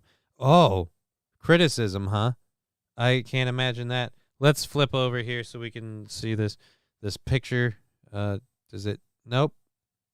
That's just now the Washington Times. We were already here. Okay. These kids don't look too thrilled. Let me just say right now, I'm guessing mom is no longer with dad and realized when she was no longer with dad that men are the problem and she hates men. So she's being super duper pride and, oh, by God, are her aunt and grandma support, or her mom and grandma supporting her. We got the kids all dressed up in pride crap. They were okay with it because it was a parade. They thought they'd get some free shit in a swag bag. The condoms aren't candy, kids. They're chewy, but it's not. Don't eat those. And I'm guessing by the two looks on their faces, guessing these are the first adult male members they have seen on a bicycle. I'm guessing nobody told them this was okay, is all I'm saying. Jesus, thank you for that. That woke me up for a minute. This year's all-ages Seattle Pride Parade included something you don't often see in public: adult men on bicycles wearing helmets but no pants. I don't have any other. I was hoping to see like a still picture or something where it was at least tastefully untasteful. Elsewhere, a few naked men cooled off in public water fountains.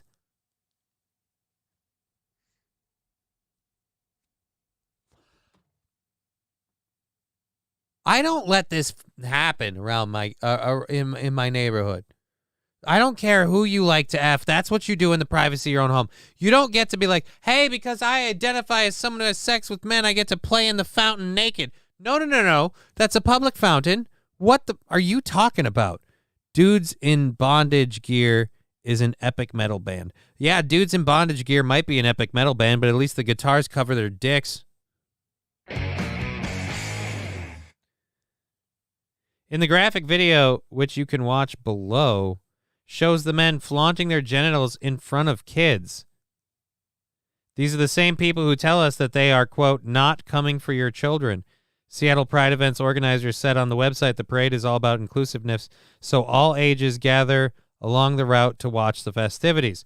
Those applauding Sunday's 49th annual Pride Parade included Seattle Mayor Bruce Harrell. It was great to feel the love, energy, and sunshine at today's Pride Parade with at City of Seattle employees, he tweeted out. Our diversity makes us stronger. Yeah, he did that because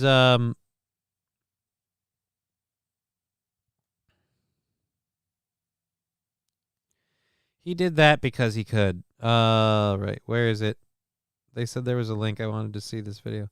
It can be Valerie Richardson. Who's Valerie Richardson? That's the Washington Times. You said there was a thing with the video. It was at the bottom. I don't see it.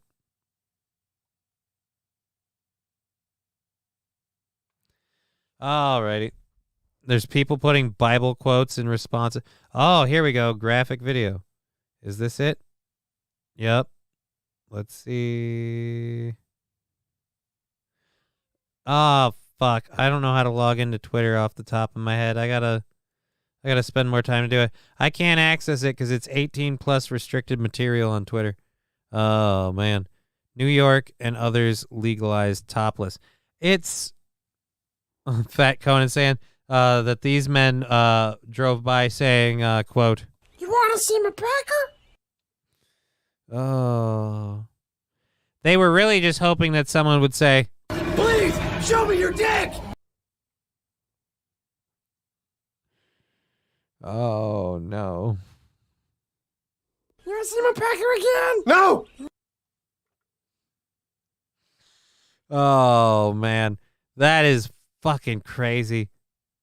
Again, you want to ride in your parade and say, oh, we have pride, fine. The weirdly over-sexualized thing in public.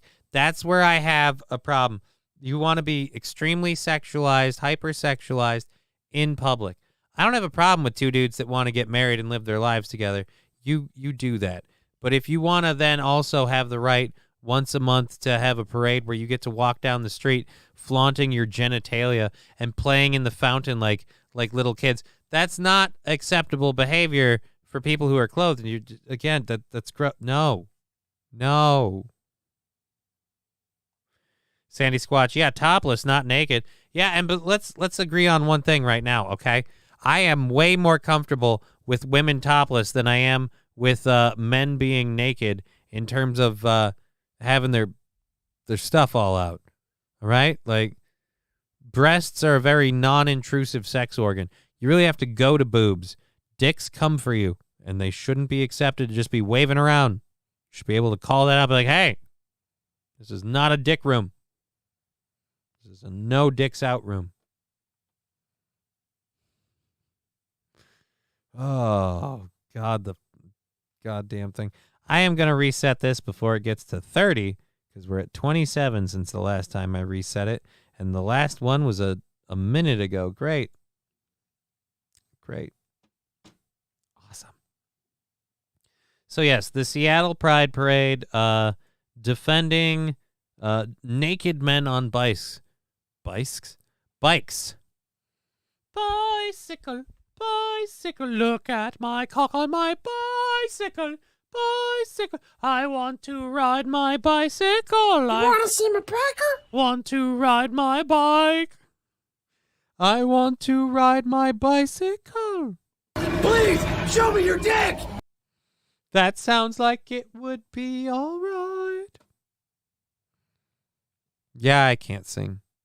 At least not Queen. Sorry. I feel like I let us all down. Had one damn job, Johnny. Alrighty.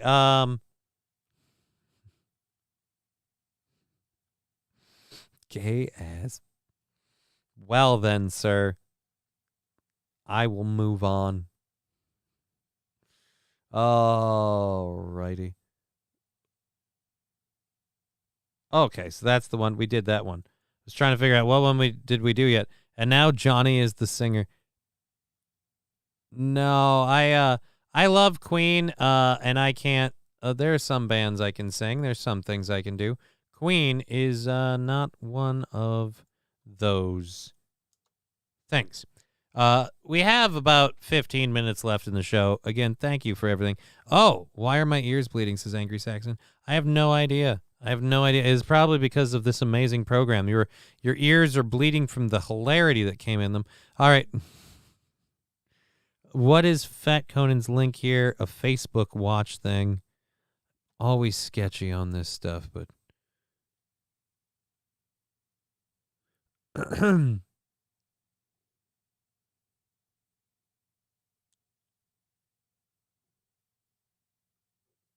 Wait a minute, what?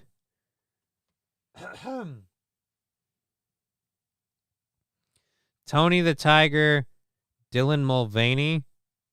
Right-wingers meltdown after Tony the Tiger takes a picture with Dylan Mulvaney. This is from June 19th.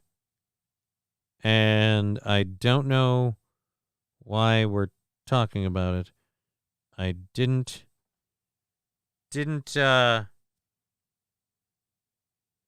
see this anywhere. Maybe I'll just stay out of submarines. Your ears will be okay. Yeah, Luke Duke, you probably imploded. Hell, I'm hard from the singing, says Lab Glass. I know, and I appreciate your support. Let's check up on the Middle East. Apparently pilgrimages to places in the Middle East are a big deal, but some of them have problems with certain residents, local residents, that are causing huge issues. Oh no! Oh no! You are not a threat at all to that monkey. You and your burqa here, or whatever that's a burqa, right? You and your clothing situation, not a threat at all to the monkey. The monkey does not give a shit. Yeah, they didn't like me there one bit, says Luke Duke. Oh no. I wasn't talking about that. Talking about the little primate on the screen. Yeah, I do need the monkeys are attacking this thing. I'll be honest, I grabbed this story hoping for a sound drop. There isn't one. Oh, and to add insult to injury, he's using your nice white linen or whatever it was as just a butt rug to scooch down the hill on. Oh, he is no, not even figurative. He is literally wiping his ass with your rags that he stole from you. I guess not rags. I don't know. Was it a shirt? What was it? It's a white cloth that suddenly came out of you. Luke Duke, that is kind of funny. But that particular member of the primate family would have passed away by now. They don't live that long.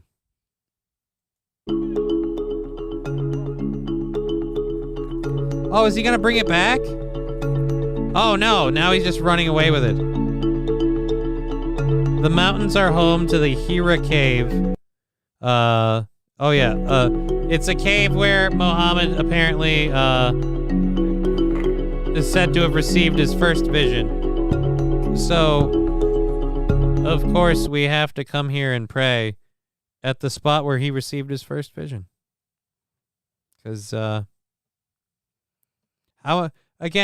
would anyone be allowed to say they are the second coming of Muhammad? I mean, what would happen if one of these people went to these places and said that Muhammad spoke to them and then tried to make changes about the religion? Doesn't even matter what. Just tried to institute a few changes. How would that go? Would that go okay? I feel like otherwise, why are you going back there? Are you hoping God will talk to you?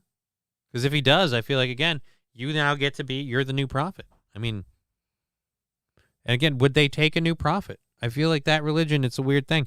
Would you guys accept a new person going, hey, I also spoke to Jesus, I mean God, and he said, hey, with the Jews, maybe back off.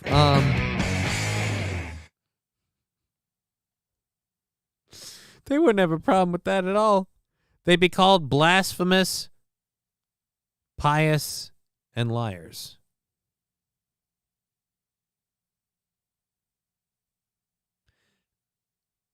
Jesus said Taco Tuesday should be every day.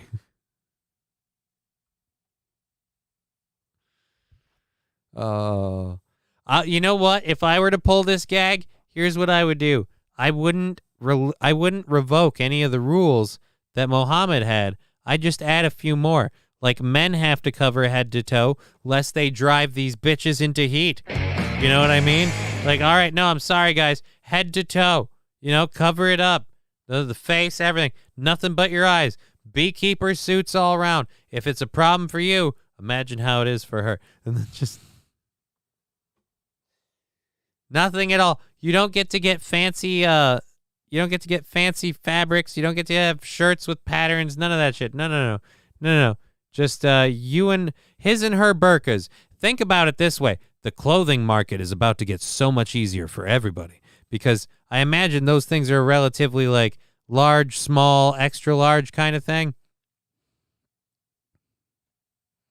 Large or small, medium, extra large, and bed sheet.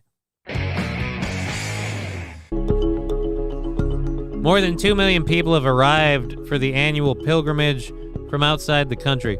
Oh, great. So how many of those people have been robbed by monkeys? Muslims are expected to make the Islamic pilgrimage to Mecca at least once in their lifetime. Yeah, I don't give a crap about that. I don't give a crap about the stuff to Mecca. I'm only here for the monkey robbery. We came here just to watch the little thieving monkeys, goddammit. Now I'm watching people pray. This is incredibly boring.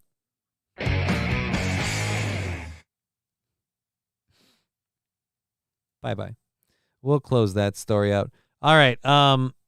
This next one is a little feel-good story. And by feel-good, I mean I want you all to know, no matter what, everything turns out A-okay for the animal involved. Whoa, Johnny, this isn't a CVS or a Walgreens in the Bay Area.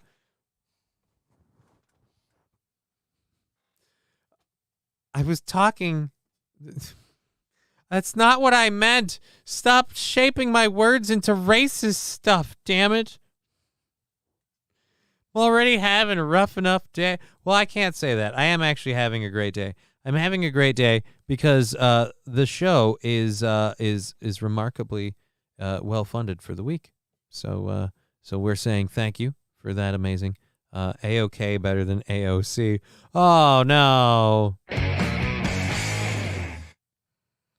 Why do we got to bring it back to street level? But yeah, I'm easily distracted. So we have, like I said, another video for you. I don't want to launch into it too quick. The video is a little short, and I don't want to shoot the load early and then have to find what would we go at after that. I wonder what we have. Oh, there's a watch thing under there. We can see what that says and see where that takes us. So fuck it, we'll do that. Hold on while I attempt to seal this thing, because after the show's over, I forgot that has to be out of here too. All right. Making my life easier in the future. Okay, so this is a tweet from Wall Street Silver. I don't know who that is, but a calf fell into a water canal. Oh, wow, this is in Turkey. So with the flooding and everything, I imagine water canals and things might be a little taxed. This one looks like it has been for a while and is still just starting to slowly recede. And a calf fell into the water. We have no audio. That calf is not going to do well. Holy Jesus. All right, so the cow is probably freaking out. That is a successful grab, ladies and gentlemen. Holy God.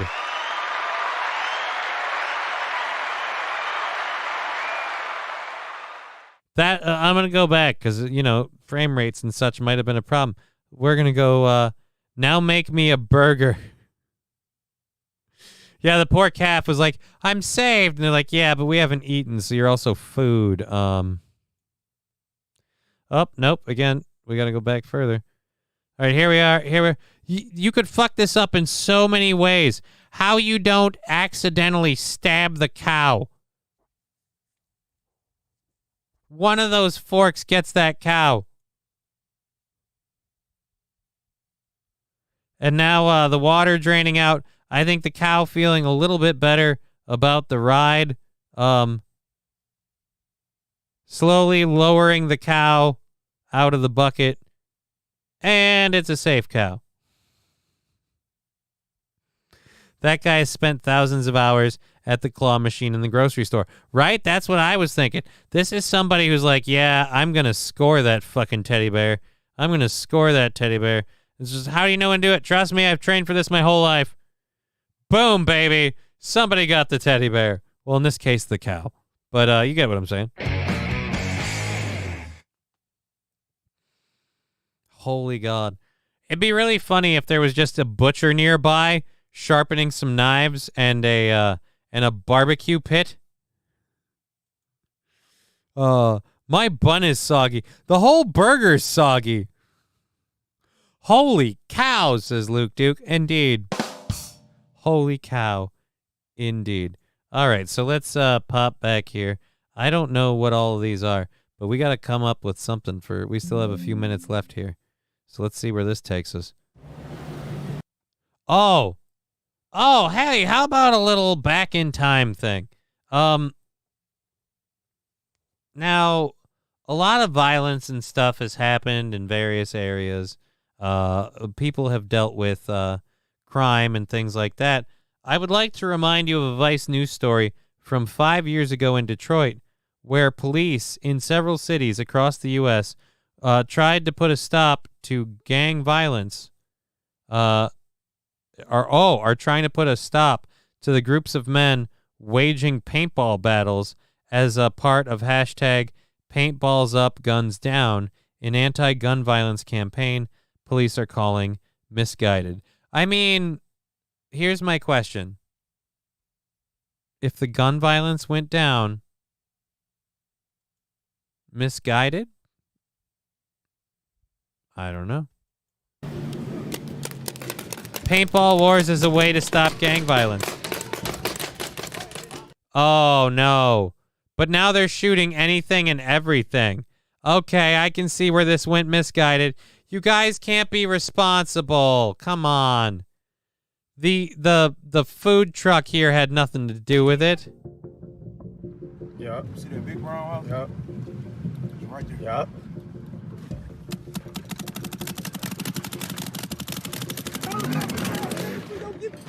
Go, where'd he go? Man, y'all running out, big. All started on social media, but it turned into a very real and dangerous situation. So-called.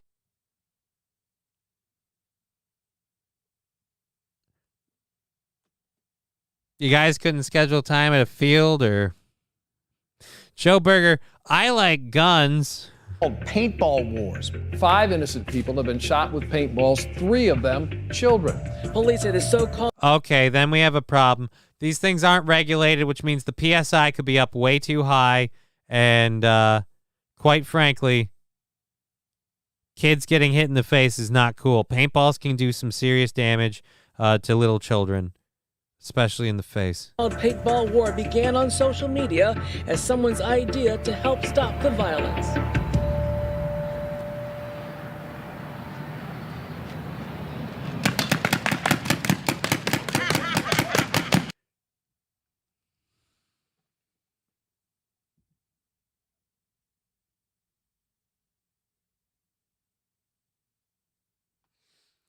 Tell me again how the problem is systemic racism and there's nothing to be said of a community where someone engaging in this incredibly not legal behavior is treated with laughter and applause from onlookers. You're unloading a paintball gun in public. Your paintball gun, aside from the hopper, looks very much like a like a professional weapon.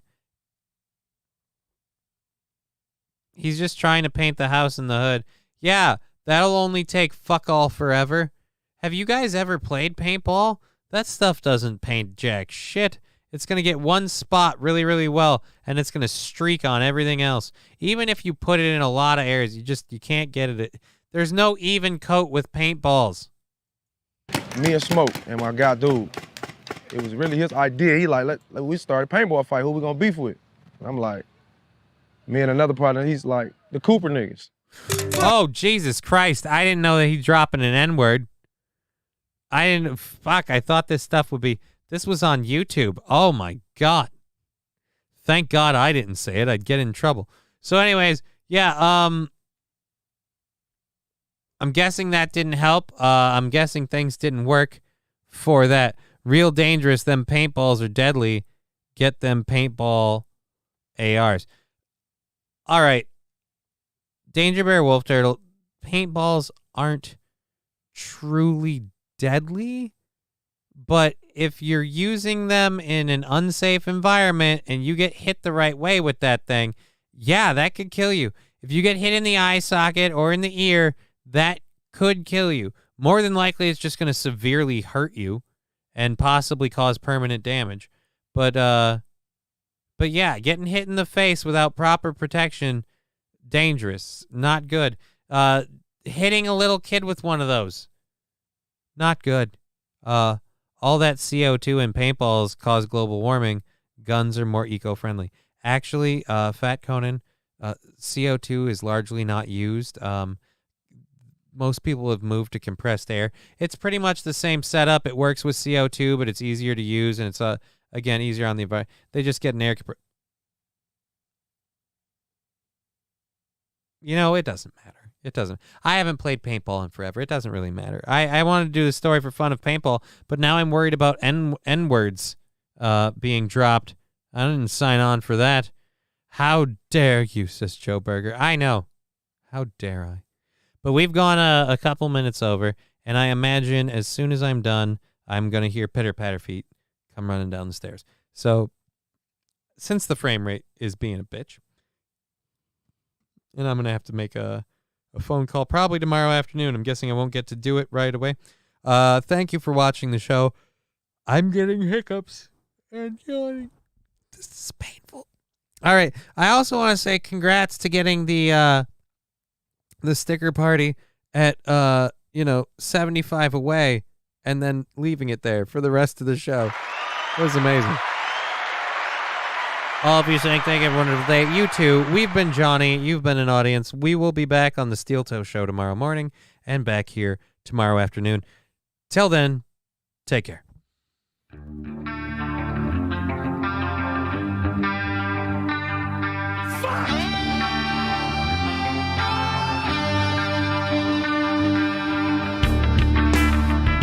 Game over.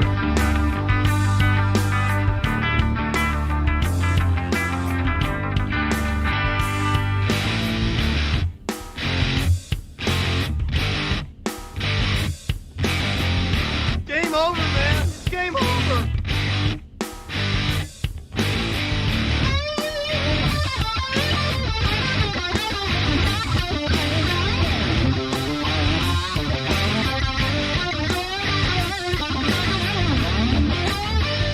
Twist is good.